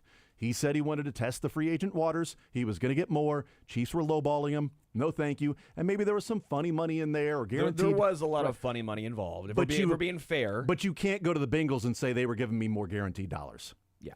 It's Cincinnati. You're not going to Philadelphia where they're saying we're going to guarantee all this money. The Bengals don't guarantee after year 1. That's just they did. I think they have done it for one player in their history, and that's Joe Burrow. They made the exception. So you get guaranteed dollars like after year one. So your signing bonus, and then that's kind of guaranteed. Yeah, because his signing bonus was his guaranteed $31 million, which was that was his guaranteed. Guaranteed dollars was signing. So there's no more guaranteed dollars in year 2, which was basically a 2-year contract because of how it was. But look at Trey Hendrickson's deal. You're correct. It was $31 million at signing, and look at Trey Hendrickson's deal. Wow, and that's what they do. They don't give guaranteed dollars after year 1 in Cincinnati, except for one player only. That's Joe Burrow. So they made an exception with Joe Burrow. Will they make an exception with Jamar Chase and T. Higgins? We'll see if they go down that road or not. But they offered Orlando Brown more money, certainly guaranteed, than what he got from the Bengals. I do wonder what the Chiefs look like if the last 2 years Orlando Brown's at left tackle. What was the decision at right tackle? Is it bringing back Andrew Wiley? Is it Wanya Morris? I was going to say Wanya Morris. Is it Orlando Brown answer. and Wanya Morris playing the tackles as opposed to the revolving door and Jawan Taylor? Which I would have been all for, by the way. Right. But again, they tried to sign Orlando Brown. They did. And at that point, and we have to go back to the time, and just as we got to go back to the time when they traded up to get McCole Hardman, there was such an unknown of Tyreek Hill, and Mike Florio retired. He stopped covering football, remember? I forgot about so that. Mike Florio is not covered. So we got to go back to the time when Mike Florio decided to stop covering football. Those people are worse, by the way. The people that say, if this happens, I'm going to retire, and then that thing happens. But he's still covering football? No, he said he was going to never cover if Tyreek played again he was going to stop. He's still doing it? I hate people that posture like that. It's the most obnoxious. I just assumed he actually retired. Interesting. So going back to the time. No, he just always asks if Andy's going to retire. He said retire, but he meant the head coach of the Chiefs. But going back to where we were in the time when they traded up for McCole Hardman, there was such an unknown of Tyreek Hill. Okay, I guess it makes sense over DK Metcalf. If none of that stuff happened in, late winter, early spring of 2019, is McCole Hardman on this team? I'd say probably not. Is it DK Metcalf? I don't know who the guy is. But going back to that time, and I think going back to the time 2 years ago in the free agency when Orlando Brown said, I'm going to test the waters, and the Chiefs said, we're not going to wait for you. We're going to move on, and the best player that's out there right now, besides what we believe is you, Orlando, that we want to sign, is Jawan Taylor. And if we got to move him to left tackle, we'll move him to left tackle, but we're just trying to put the best 5 offensive linemen out there. And we can't bring back Orlando. Maybe the draft doesn't look like it's all that great. We're going to go get Jawan Taylor. Do we have to overpay? Maybe, but we're kind of in this position where we're trying to win another Super Bowl. We're trying to run it back. We're trying to go back-to-back. We're trying to keep this dynasty going, and I got to keep Pat upright, so I'm going and getting what I think is a really good offensive lineman available. Do I have to overpay a little bit? Yeah, it's a free agent market. I'm going to have to overpay. I'm going to give him the money that we were probably going to give to Orlando Brown. And we just moved left tackle to right tackle, and in a pinch, we'll move Jawan Taylor over to left tackle. Then the pinch happened. Yeah, well, and then they didn't have to and move. they didn't move him. But plan A was, just like plan A was to re-sign Tyreek Hill. Plan A was to extend Tyreek Hill. Yeah. But then the irony of what's going on, or the coincidence of what's going on this offseason, is that Christian Kirk signed his crazy contract, which then meant that everybody paused. Agents were like, whoa, Devontae, chill. Rosenhaus calling the Chiefs and saying, hey, Brett, we need to let's go back to looking at these numbers again because the market has just changed. Okay, well, this is what we were looking at. Yeah, it was what we were looking at. But dude in Jacksonville just got this crazy contract, and now if he's getting that, Devontae's looking for this, Tyreek needs that. Like Christian Kirk signing in Jacksonville is a big reason why. Urban Meyer, Trent McDuffie, and George Karl. Like, it's a big reason why these guys, like, they had that 2022 draft. Because plan A was to sign Tyreek Hill, was to give him the extension. And then it didn't work out, and it was like, we're not going to give you this much money. Okay, then go get a trade. Is it worth it more to us to trade you to get these draft picks to replenish other areas of the team as opposed to just succumbing to your demands and saying we've got to keep Tyreek Hill here and pay him 30, pay him 120 mil, whatever the total contract is? Like, we can't do it. Go to Miami, we'll get these draft picks, and we'll figure out a way to keep this thing moving with Patrick Mahomes. That was plan A, and I think plan A was re-signing Orlando Brown. Those things didn't happen. One of them worked out in moving on from Tyreek Hill. The other one, quite frankly, hasn't worked out in signing Jawan Taylor and not just simply saying, we think it's too expensive for Andrew Wiley for $8 million a year, but it's kind of the devil you know, and we're going to bring him back to play right tackle. It didn't have to be, though, Wiley versus Taylor. Yeah, there were right. other options, Could've too. been, I mean, Niang or whoever. At the Could have time. been a wide array of Yeah, he could have dudes. gone into the draft again and said, and that was Wanya Morris. Yeah. Because Juwan Taylor's first year was last year, which was Wanya Morris. So it could have been next year is going to be Wanya's last year. So it could have been, you're trying to find right tackle, and I don't know, maybe Wanya Morris is the draft pick in the 3rd round for the Chiefs if they sign Orlando Brown, and Wanya Morris is just the right tackle, and we're having different conversations right now. Which my thoughts on Wanya Morris, who I think he can play right tackle fairly consistently. You've compared him to Trent Williams, I think. But on the right side, yeah. Right, okay, a right-handed Trent Williams. Right-handed. Right foot kick step Trent Williams is that's what you've called him. Verbatim. Speaking of that, man, actually, I feel like if we go further and further back with Brett Veach, that was the original plan. Oh, Trent Williams, yes. He'd still be manning the left tackle spot. And I wonder what that, because it was the Kansas Because you wouldn't City, have had to trade for Orlando Brown. right? Although, by trading for Orlando Brown, you did have the 2 second-rounders, which got Bolton and Creed. Yeah, So then you're saying, but you're putting Trent Williams at left tackle, Right. and you're taking either. Well, you didn't have to trade the first rounder, so then who would they have had at that point? I don't know. Like we go I would back love and, to know the tax, because sunk there's a cost, Kansas boys. City tax and a like back Yeah. when there's not a proven commodity or an entity that you have to pay a little bit extra to get someone to come to your team over, say, a coastal team like San Francisco, which was the issue in between us and Trent Williams in San Francisco, was that while San Francisco was offering a little bit less, it was still San Francisco in the Bay Area. It's a sunk cost, boys. We can't yeah, keep no, going it's- back to Trent because anytime we do, it makes No, but me it's- sad. but that and was plan I'm A. saying You that's want like a the sad original Sterling on the plan show A. is what you do. I get We it. do. You Sad want Sterling, you yeah. want a sad Sterling where we talk about what could have been. on your way. What could have been Enjoying is your the day. Chiefs got the dubs. And along comes The majority of Debbie them. Downer. If they would have got Trent Williams, I think they would have won 2 more Super Bowls, at least. After that Tampa Bay loss, if they go and get Trent Williams, I think they win at least 2 more Super Bowls. I can't tell if you're being facetious or not. I But think you are. unfortunately, they only ended up with 2 more Super Bowls. I think you meant So- 2 like extra. I'm like, I don't. No, they wouldn't have won Matt. 4. Yeah, I was like, Maybe they would have. I don't know. Yeah, that was my. They would have beat the Bengals the next year. That was my confusion. They would have beat the Eagles and the No, yeah, 49ers we and can the do Eagles. this. I thought you meant Trent This Williams is what was other worth teams did. 19 This is what points. Deion Dawkins did. We can do this as well. Right, Oh, yeah, absolutely. maybe Deion, maybe we nice. hear from Deion coming up either next or in the 1 o'clock hour. We'll take a timeout. More Zone next.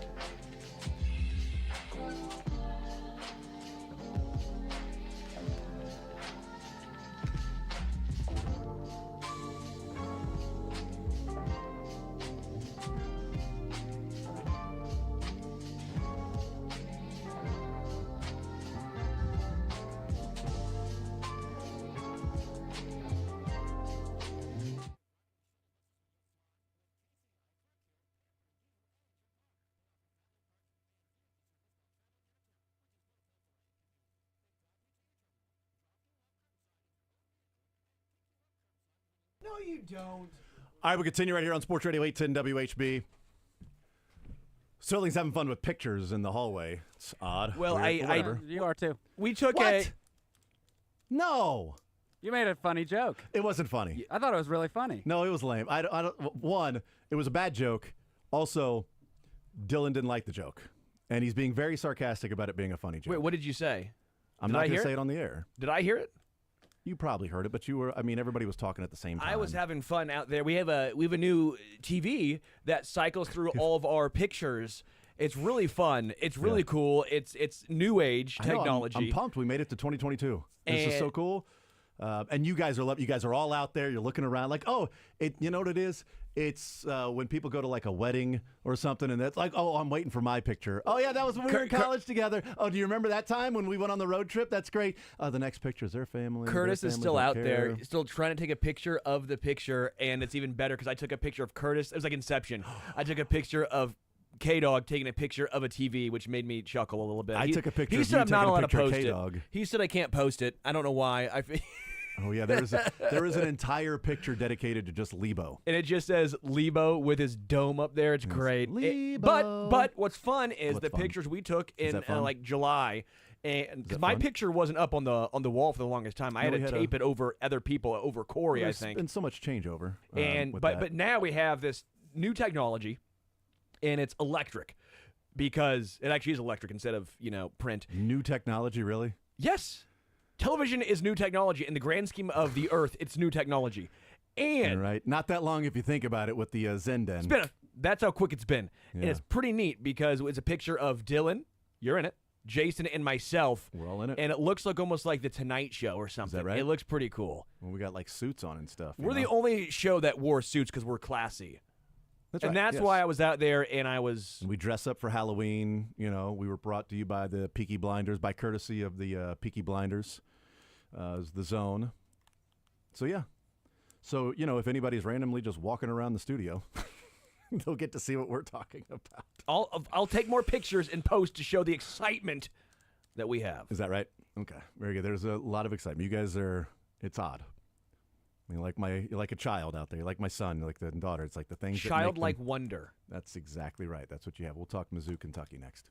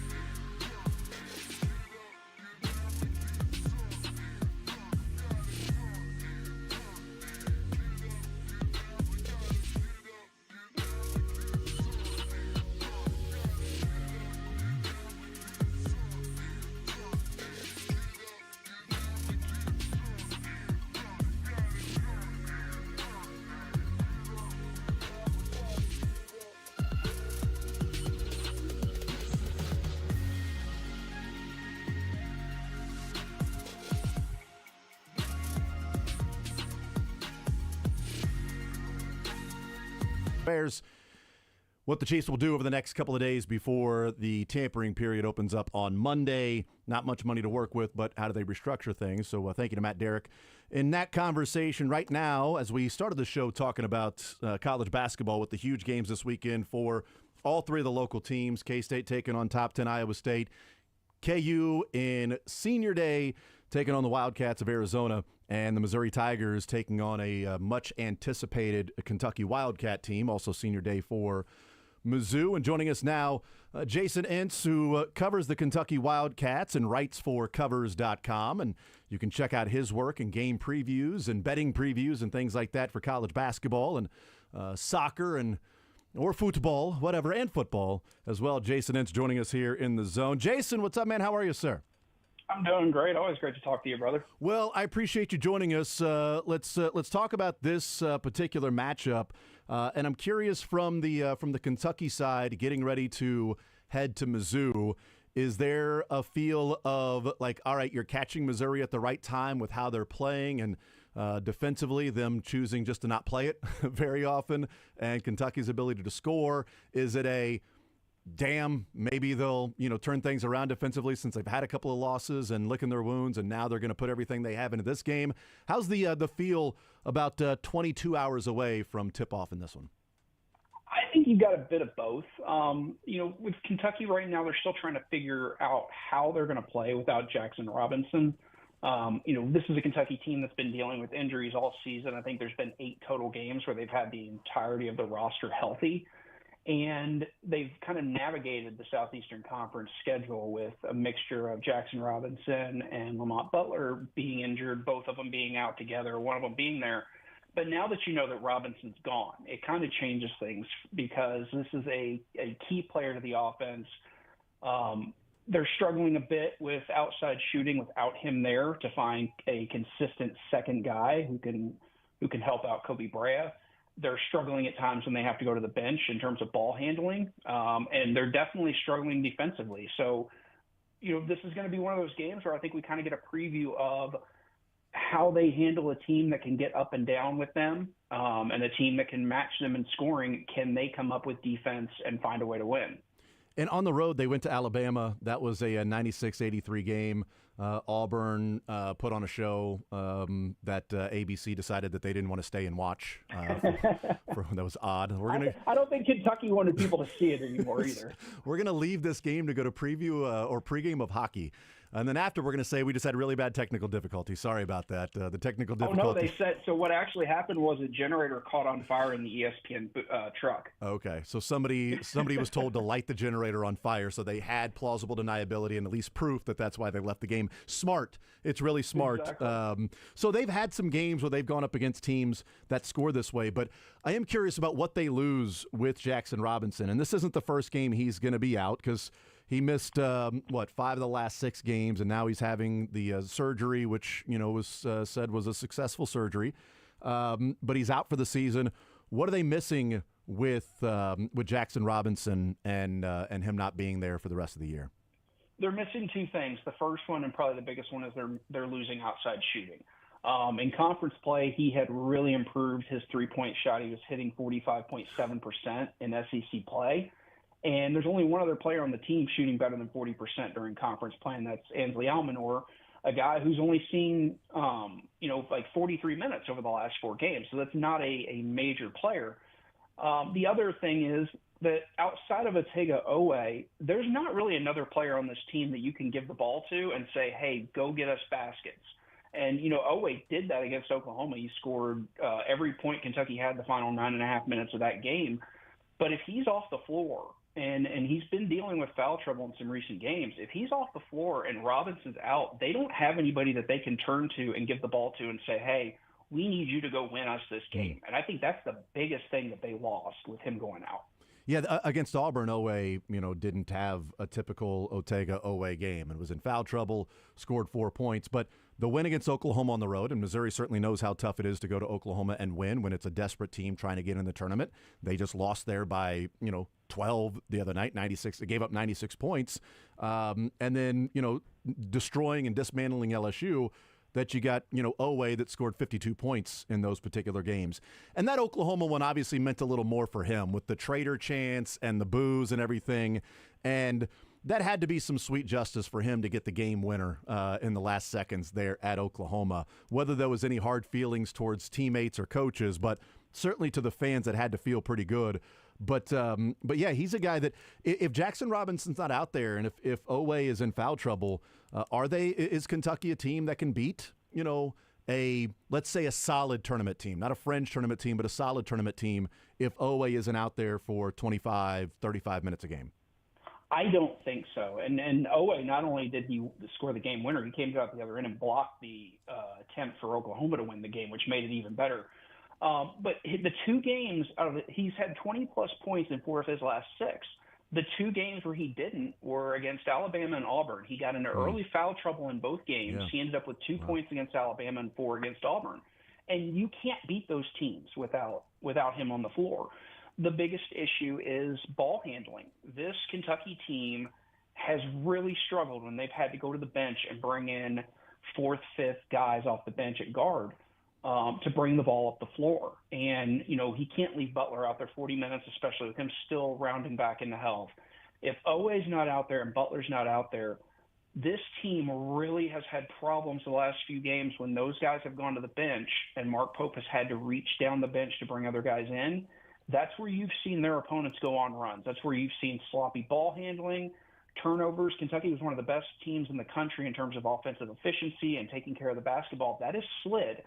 And then at the other end, they just simply cannot stop ball penetration into the lane. They're struggling with spacing. They're one of the worst teams, according to shot quality in college basketball, and shot spacing. And when you don't have Oweh's athleticism out there on the defensive end, it really impacts them as well. Is this a bad matchup then for Kentucky? Missouri's very opportunistic defensively. They're not great in half court, obviously, given up the amount of points they've given up in the past, 5 or so weeks. But they do average 9.7 steals a game. Anthony Robinson, when he gets up there, Tamar Bates as well. Is this a bad matchup for Kentucky for a team that does not necessarily take care of the ball as well as they should? That depends on how Missouri defends.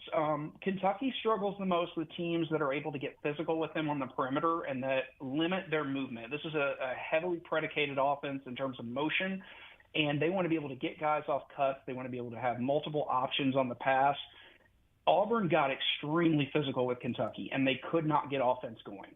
And if you can get in their face without fouling and limit their ability to move the ball around and cause turnovers and get out and transition, which Missouri is extremely good at, it's a terrible matchup. Now, on the flip side, Missouri's not good at guarding the lane. They've given up 40-plus points in the paint 3 of the last 4 games, and Amari Williams is a guy that can really hurt them inside. If Kentucky can run their offense and they can take care of the basketball and keep this from a situation where Missouri is getting out and running, then it's a great matchup for them because Kentucky plays best in an up-tempo game. That was actually what I was going to ask you, and you got to Amari Williams, that Missouri interior defensively has not been good. Points in the paint, you mentioned, that has not been good. Field goal percentage overall, and especially field goal percentage inside the arc for Missouri defensively has not been good. And Amari Williams has had some big-time games where he's been a dominant player. And he's a little bit like Mark Mitchell to a degree, that Mark Mitchell can get to the foul line. Like, he's really good at drawing fouls, just his particular game. And Amari Williams in SEC play has the 4th highest fouls drawn per 40 minutes. And that's kind of what Mark Mitchell does. Is that the player, if you're a Missouri fan and you're watching tomorrow, that, if he's limited, if that, maybe that advantage that's there to what Missouri does defensively or doesn't do defensively in the lane, that if Amari Williams isn't having a big game, like Godwin for Oklahoma had 12 points in the first 5 minutes, which was ridiculous.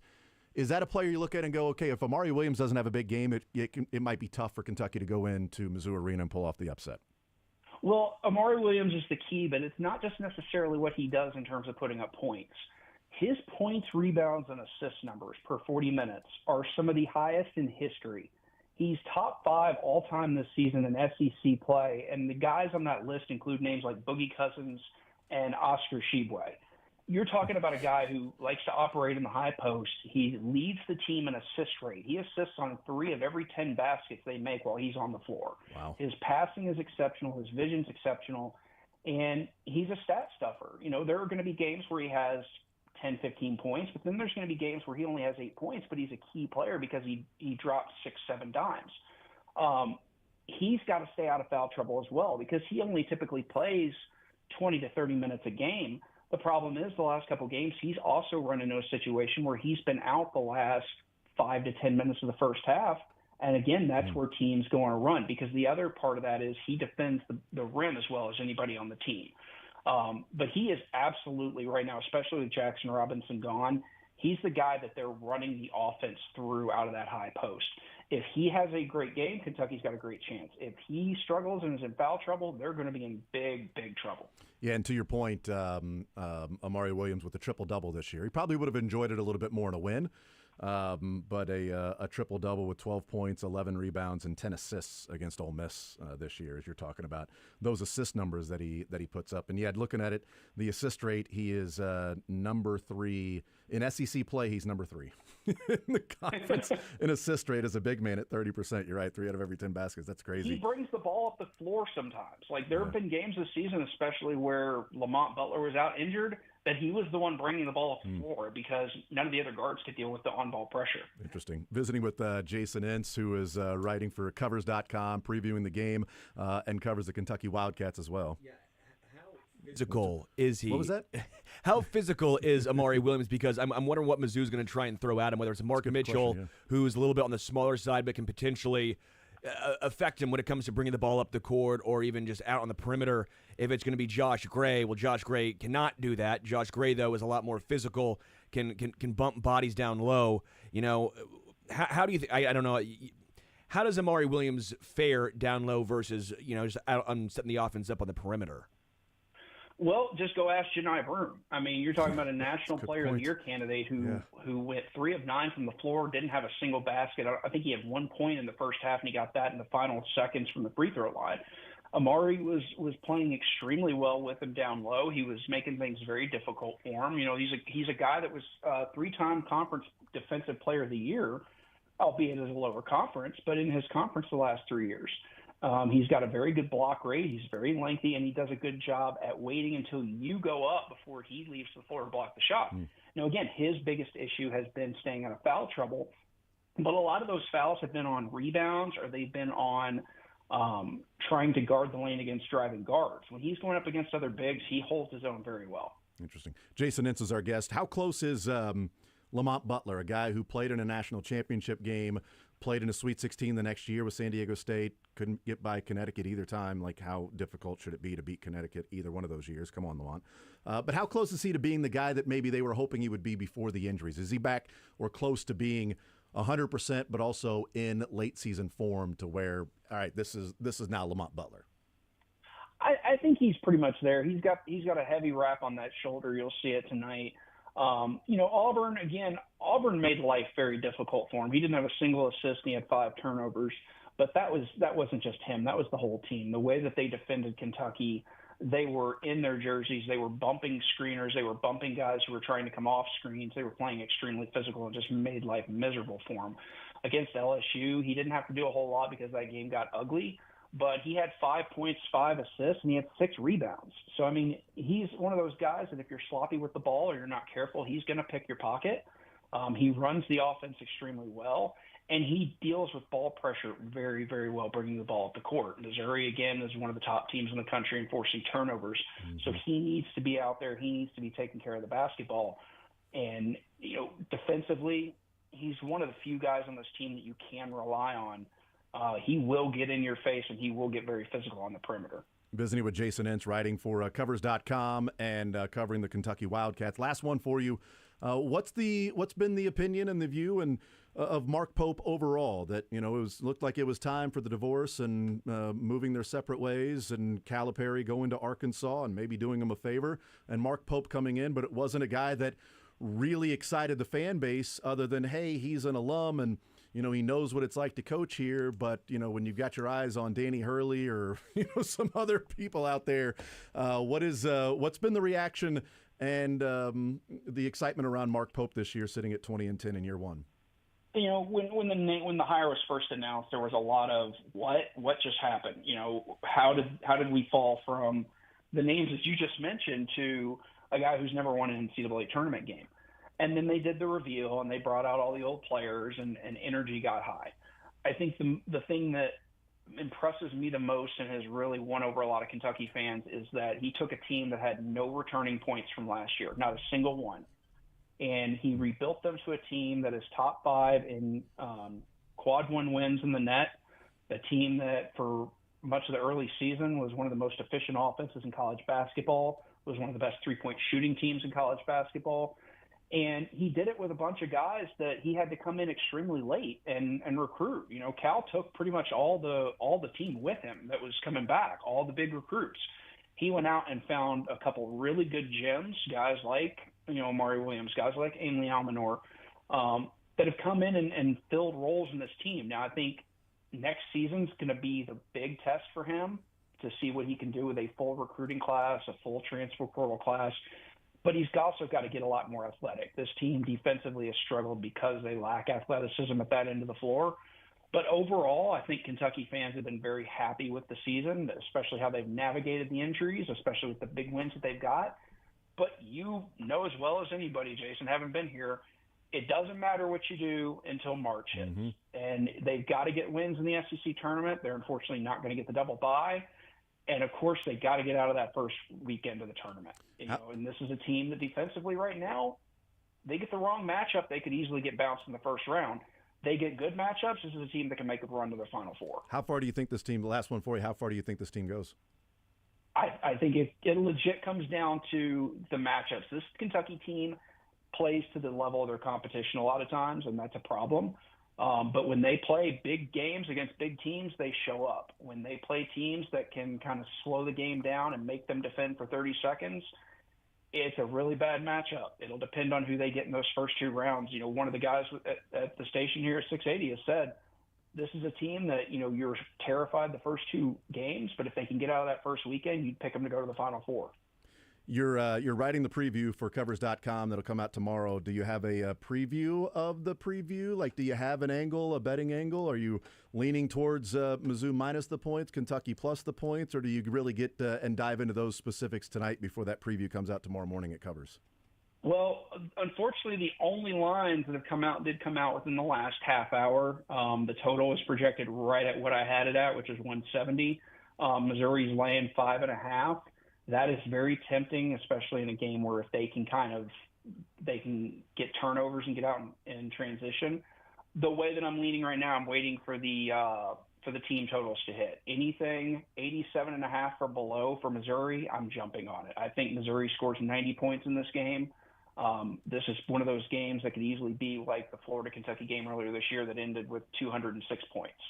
Wow. Yeah, that was joking with Myron Metcalf that I feel like this thing might be like an NBA game. And, the total coming out at 170, so they're looking at about 85 apiece.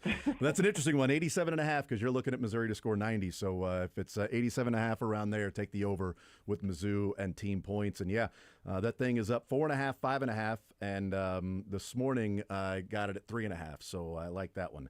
That I took Mizzou minus the points early this morning. So we'll see what ends up happening, and looking forward to reading the preview tomorrow.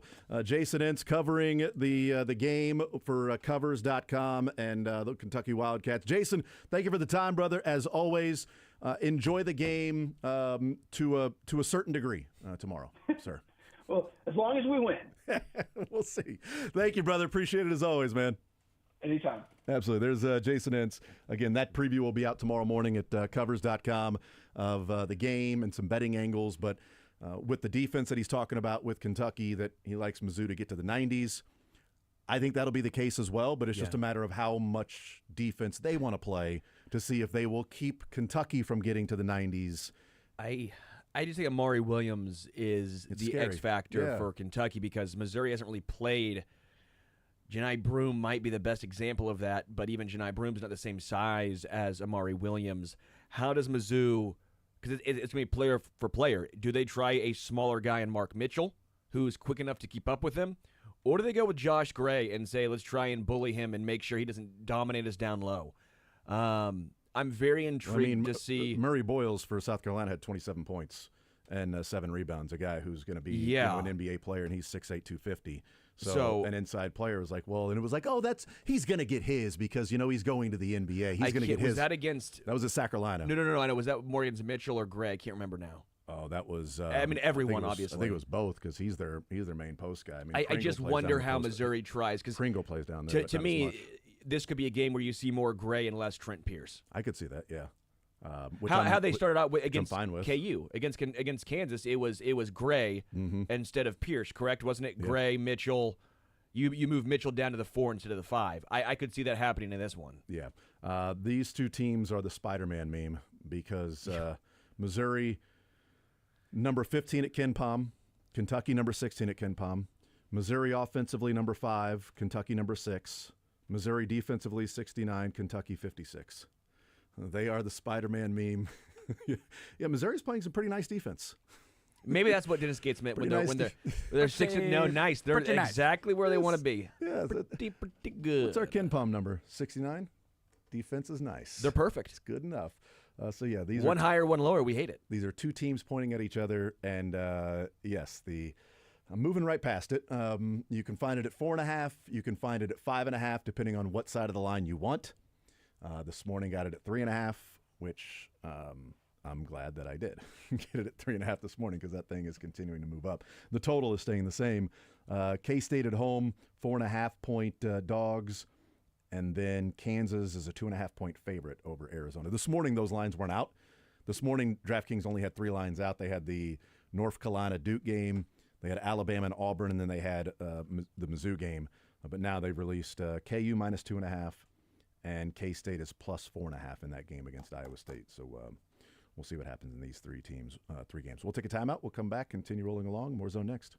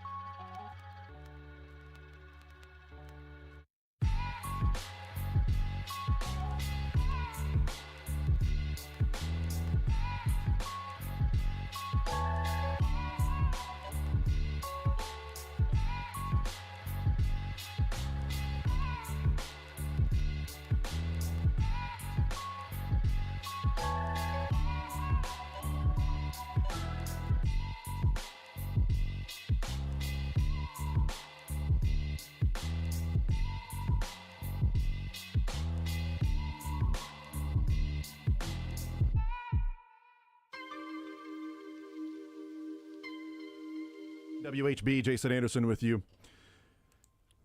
First hour of the show, we talked about players who were sort of the X factors or the most important players to their teams and making a run that isn't the obvious, like, oh, KU, Hunter Dickinson needs to play well. Hey, Mark Mitchell, Caleb Grill for Mizzou, or Tamar Bates, something like that. Like, we know, like, those players, if they're going to make a run in the tournament, whether that's conference tournament next week or the NCAA tournament 2 weeks from yesterday, depending on what pod they go to, or 2 weeks from today. God, that's 2 weeks away. And 2 weeks from now, we'll be at Chicken and Pickle 2 weeks from today, but the one 135th. Let's go, dude. Yes, Friday, the opening round. Thursday, opening day of the NCAA tournament will be at the Chicken and Pickle North Kansas City location. Oh, baby. Friday, so much chicken. And So pickles. much pickle. And hopefully neither of the teams, none of the teams that are in the tournament locally are in a pickle in that first round. Hopefully it's just easy peasy lemon squeezy right You know what on we should do? to the round of 32. Let's get us mic'd up while we play pickleball and watch. Nope. Oh. Nope, not going to do. I can't play pickleball, man. Why? I'll watch. I can do like little volleys standing there. Like, I'm not going to rupture an Achilles by playing pickleball. Dude. Not going to happen, man. Not going to happen. Do you also not get in a gonna car do and it. drive? Do Wouldn't be you prudent. not Yes. live your life to the fullest, Jason? Right, I want to, and therefore I don't want to spend 6 months recovering from a ruptured Why Achilles. do you feel like that's your only option? Why can't you just think about how much fun we're going to have? Well, because I'm risk averse. Two, I think about 7 different steps down the road, and I've already played out pretty much everything in my life. Each You're day Rick that it goes adverse. I'm Rick verse. No, or risk. Risk. I'm risk, risk. verse. I like yes, risk. See, I don't. I like the board game. I'll play that one. Sometimes it can take too long, and therefore that can affect other things that I had planned on doing that And when I day. came back from the bachelor party, one of them, and I was like, I did cliff jumping into the lake, and Jason's like, oh my gosh, I was like, I what are you can't doing? believe you did that. Like, honestly, I was like, what the hell are you doing, man? And thanks, Mom. Why? I hope it 'Cause was it's worth fun. The rush. Yeah. The 2112, the Tom Sawyer. You know, Jason Bateman said something I thought was pretty enlightening. He said for his, I think it was 50th birthday, that he wanted to skydive. And he was like, you know what, afraid of it. And it's one of those things where it's like, you know what, I just want to do it and to say that I've done it. And as he was, going through some of the training stuff, and he thought to himself, what's the best thing that's going to come from this? And he was like, you know what, when I'm on the ground and I'm like, yeah, I did it. And he said, if the best feeling I'll have is that I'm safe, then I don't want to do it. And I thought that's exactly right. I don't want to skydive. I exactly don't right. like heights. If the best I will feel is when I'm finally on the ground, I'm probably not going to do it. That's a perfectly working airplane right there. So I think I'm going to go ahead and stay until this thing lands on its own. But I kind of use that too. If the best thrill I'm going to have from cliff jumping is when I get back into the boat, like, oh, okay, I can rest in the boat. Probably not going to do it. No, probably not worth it's it. the thrill of flying through the air like a bird or like a rock, like a bird without wings. But you're not a bird, You're not like a bird. You'll only fly away. You're not. You're not going to fly away. You're going to just fly right down. And that's gravity. Don't know until you try. I flapped so hard. I flapped my wings Gums. so hard. Gums, yes. That happens. I am in complete agreement. Speaking of flapping gums, on the Pivot podcast, Dion Dawkins was the guest with Ryan Clark. He was doing the car wash at ESPN because he did some things this morning on ESPN. And the Pivot podcast he was on. And Dion Dawkins was asked about, that game is over. You lose in the AFC Championship game, and he's sort of talking about how he goes about life. But also, what happened in the Super Bowl and what would have happened if the Bills would have beaten the team that they didn't lose, that what they would have done. Teddy Bruschi, who has lost a Super Bowl and he lost an AFC Championship, he says losing an AFC Championship hurts more to him because you never even get the chance to be in the Super Bowl. You never get to be the chance to win the whole thing. As someone who lost the AFC Championship this year to the Kansas City Chiefs, what was your feeling immediately after that loss, and has it changed any now? The immediate feeling was, it's over. What can we do? We lost. Time to go home. And now, with the time, it's like we would have put on a better show in the Super Bowl. We would have put on a better show. And shoot, I am a part of my team. So I think my team is going to put on the best show regardless of anybody performing. We are the ones. We're raw. Our quarterback is raw. Our line is raw. D-line is raw. We are the Raws. We put on the best show. And we perform at a high level. And I think now looking at it, it's like, when it happened, I was like, been here before, 13 seconds, it sucks. You know, like we lost again. And one game away, boo-hoo, you know, but it's over with. I walked off of the field. I gave Chris Jones a hug. I said, good luck, bro. Go and get another one. And it was over with. I closed that door immediately. My mind was immediately off from that. When we got on the bus, I ain't complain about nothing. I didn't say we should have did this. It was over with. I was already done. I said, cool, I'm home. I'm going back to Buffalo. The season's over. I don't got to get up and go to practice or work out in the morning. It's over with.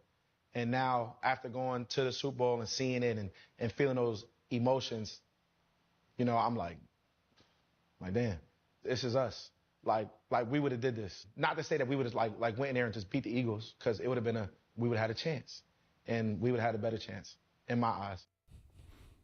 I'm trying to think of why they didn't get a chance to do that. I gotta go back and look. Maybe they'll be reporting on it one day, but I can't quite place my finger on why Deion Dawkins and his teammates didn't get a chance to put on that show. It was the BCS. The BCS right. didn't let them. Stupid computer. The computer rankings. That's what it was. Did not let them. The selection committee. You know, they wanted Alabama. And Buffalo didn't play in the SEC. And I told you Indiana wasn't deserving to go. I will say this, just to somewhat play devil's advocate. I understand, because when that team gets blown out, you're sitting here going, man. We'd have played better than that, because I we can't would have prove played otherwise. better than that. But also, we did the Eagles do what the Eagles did. It's tough. I think the one that Chiefs fans, because the reason why I push back is because Chiefs fans, myself included, we had this when the Patriots beat the Rams like 13-3, Oh, yeah.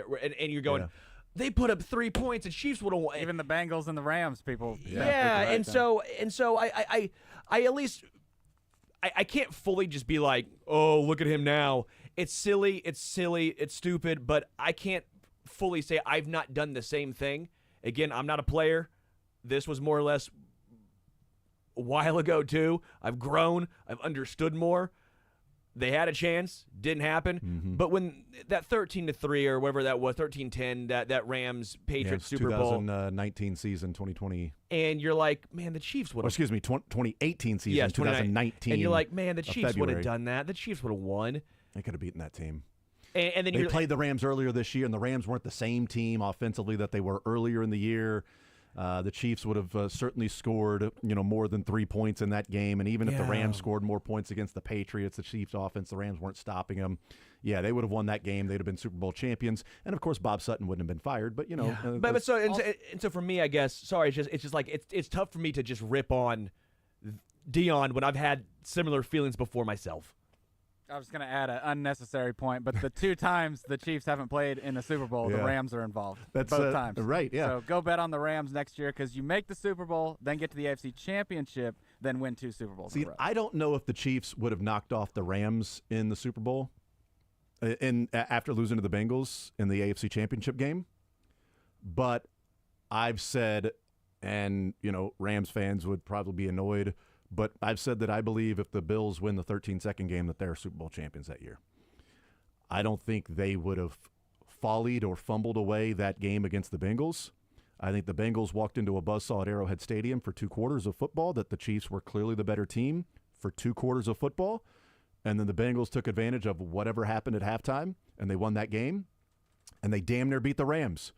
They had a lead until the last 2 minutes of the game when the Rams converted 4th down. And extended that drive. And if Joe Burrow has a half second more, he finds Jamar Chase running down the sideline open instead of getting sacked by Aaron Donald. But he didn't. That didn't happen. But I do believe the Bills, if they got past the Chiefs, were playing some phenomenal football. The Chiefs' performance in that game, to me, when we look at Patrick Mahomes and Josh Allen, and they like, oh, go back and forth. Look, Josh Allen, he outplayed Patrick Mahomes. It's like, the Bills were the number 1 defense in almost every metric that year. And the Chiefs did that against that Bills defense. That's a different weight to then what other teams have done. I don't think the Bengals would have done that against the Bills. I think the Bills were playing in an AFC championship after that 13-second game and would have taken care of the Bengals, and then they're facing off against the Rams, and we'll see. I like the Bills in that matchup over the Rams, but it didn't happen because the Chiefs in the 13 seconds, and then the Chiefs let it get away. And the Bills are sitting there going, it didn't happen for us, the Chiefs beat us, and then they just sort of, had a no-show. And there were a number of players that had a no-show. Travis Kelce talking about, I'm going through the game and I don't know what's going on. I don't know why, however I'm playing that way. Because he clearly was not there. I mean, they snap a football and his hand is still in the dirt, in the ground, and the guy's already moving and running, and then he has to move. Ran into Kareem Hunt on a right. pulling. The timing with that, too, early in the game. Like, you know what it was? Looking Probably back, the crawfish etouffee and the grenades on Bourbon Street. The grenades, they get you. Well, and then we heard Brett Veach say that he was dealing with an illness and everything. I'm like, hangover. Carter. So was Jalen Carter. Yeah, exactly. I'm like, the Eagles all week were the ones dealing with injury or illnesses. Like, we're like, well, how much will this help the Chiefs? Because the Eagles, all these guys are missing practice for, an illness that's a bug is going through their team. So, and now Brett Veach obviously said that's not why we lost. It was just, hey, this was going on. We expect Travis to return. This was at the Combine last Tuesday when he said that. And it was like, Travis was dealing with an illness and not an excuse, whatever. But yeah, I can understand why that happens, but it does come off, or why it happens with Deion Dawkins, but it does come off as like, man, we would have put on a better show. I don't know that we would have won, but we would have put on a better show. You think? You might have. And maybe they would have. But that's what separates the Chiefs and some of the other teams is that, and the Bengals and the Patriots and the Chiefs, since Patrick Mahomes has been quarterback, there are the only three teams that have been able to experience a Super Bowl and know how they would have performed in the Super Bowl since Patrick Mahomes has been the quarterback, because the Patriots and the Bengals earned it to get the opportunity. And the Bills have lost twice in the AFC Championship game to the Chiefs, and once in what felt like was an AFC Championship game, but played in the divisional round because the winner played at home to the Bengals and didn't go to Tennessee that year. And to your point about that year, if Joe Burrow has to go up to a freezing cold Buffalo versus Kansas City, which was sunny and kind of nice outside, I wonder how close that game really is. Like, I think it's probably closer to two halves of the first half for Buffalo. You're now turning into Deion Dawkins. I'm saying that's what we I don't have to prove it. So. Yeah, well, I don't have to prove it. Yeah. The Cincinnati Bengals have allowed Trey Hendrickson to go and seek a trade. We'll get some cuts here in the next segment, but just wanted to put this out there. We heard about that yesterday, that Trey Hendrickson has been granted the right to go and seek a trade.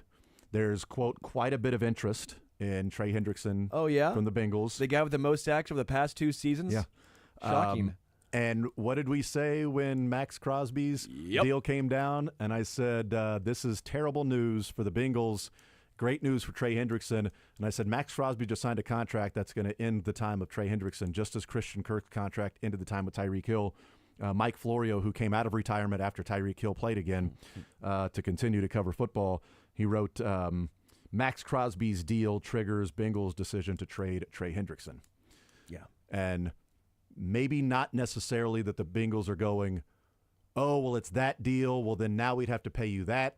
It's Trey Hendrickson now has more footing, more of a leg to stand on of saying, see, this is why I deserve the money I'm asking you for. Yes. And the Bengals are going, no, this is why we think you should sign for this. Max got that deal, and they can't argue their side anymore about this is why you should sign for that. And he's never going to come back to where we are. We got to trade him now. The Bengals making their defense better by getting rid of Lou Anarumo and Trey Hendrickson is a bold choice. We'll see what Trey Hendrickson does over the next 3 years. I mean, if they take the money that they could have paid him and disperse it to other places and it helps them, but trading Trey Hendrickson and then signing T. Higgins and Jamar Chase and Joe Burrow, they lost, 3 games last year when they scored in the 40s? Yeah. Now no Sam Hubbard, no Trey Hendrickson, and no Lou Anarumo. Yeah. And by the way, Trey Hendrickson was battling some injuries last year. I mean, he was awesome. He was good. He led the league in sacks. In the last 2 years combined, he's done that. But he was battling injuries throughout the year and then may have single-handedly ended Kingsley Suamata'ia's career at tackle. Yeah. In that game. Poor guy. Another scary thing, and I don't want to give the Raiders too much credit. I want to give Tom Brady a little credit. he paid Max Crosby at the very right time. We're sitting here saying that the Brown family needs to be paying Jamar Chase, Trey Hendrickson before these contracts come in. The Raiders went out, gave their guy money so that they were, hey, we're done. We already made him the highest paid, and now it's Myles Garrett, Trey Hendrickson. They could have got Trey might Hendrickson. Be another one. They could have got Great call. They could have got Trey Hendrickson done before the season last year. They could have got T. Higgins done before the season last year. I like T. Huggins. T. Bob Huggins. You know what I mean? They could have got Huggy Bear. That's his nickname, Higgy Bear. They could have got. Yeah, they could have got that done. But now Higgins is more expensive. Jamar Chase is more expensive, and Trey Hendrickson is so expensive that he's not going to be on your team. And here's the thing: it's a cautionary tale. It's a cautionary tale that the Chiefs haven't run into, because while they are not the Eagles, they're also not the Browns when it comes to guaranteed money. I'd like to see them more and higher in top 15, top 10 sometimes with the cash. But that's just never going to be the case with Clark Hunt. But it's a cautionary tale of pissing off your quarterback. So when Joe Burrow's saying, hold on, I'm doing these things with my contract so that T and Jamar, and I told you I want Trey Hendrickson back next year, and you now forgot about this. Trade Trey Hendrickson, maybe a couple years I'm going to ask for a trade. Because the window to win is my career, and I'm saying that publicly, but I also know there's an expiration date on my career, and I'm seeing these other teams put players around their quarterback and win.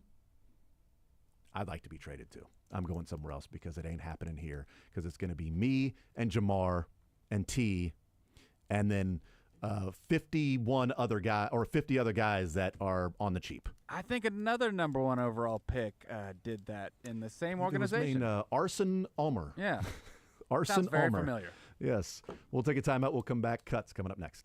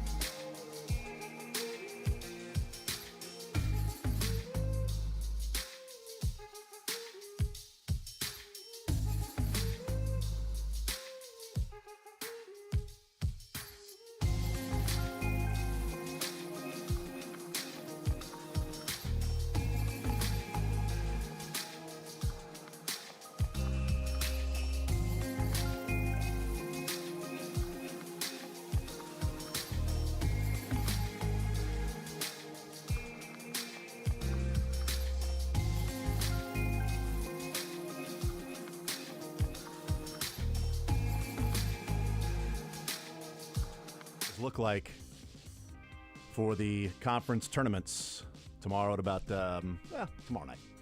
We'll have a pretty decent idea where KU is in their seeding as well. By the way, there is a scenario where K-State finishes with a higher seed in the tournament than KU tomorrow.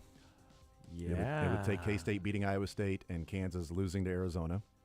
K-State's at home. Kansas could lose to Arizona. They would finish with the same conference record, crazily enough, at 10-10 this year. All right, let's get the cuts rolling before we are done here on this Friday. Cut it up, Dylan. What happened over this week, and what did Sterling say? Let's be honest. Curtis starts complaining that you're always too hard on the I just Tigers. want to talk about Mizzou for the whole thing, and then 4 minutes for Kansas, 1 minute for K-State, no national stuff. So I want to start with this ACC settlement. And what does it mean for Mizzou? Oh, that's great. I Well laughed done. out loud when he said that. It was What does awesome. it mean for Mizzou? Keep going.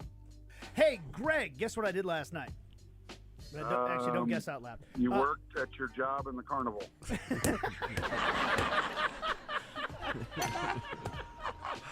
That's one of the best ones you've had, Greg.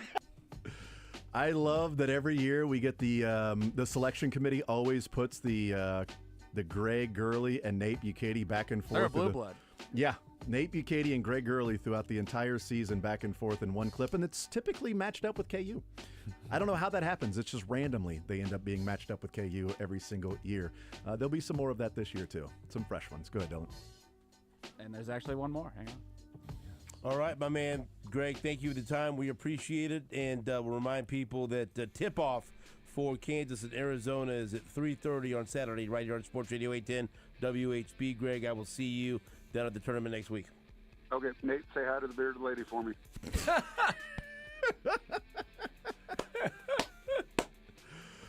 Oh, well done. Well done. Now you're watching that package. Okay. Quick one from How Steven. about that, Yeah. Steven? All right. What are you watching? I don't See, know. I didn't even make cuts this week. I'm not sure. good. Hang on yeah, now. well, hold on. I could hear Dylan try to get in, but he was too quick. Oh, there you go. You made it. What? That's about Dylan, though. Oh, you said it, but It's about Dylan. Yeah, Made but it it. was you. You made it, though. You made it. Well done. one more here. Hang on. One more. All right. All right, Avery, you win $25 at Johnny's Tavern and a conversation with send-off Dylan. for We'll Adam. put you on hold. Well done. I love Adam Dravetta. Don't we all? That's good. You know what? We'll keep that one in there forever. I love Adam Dravetta. We all do, Avery.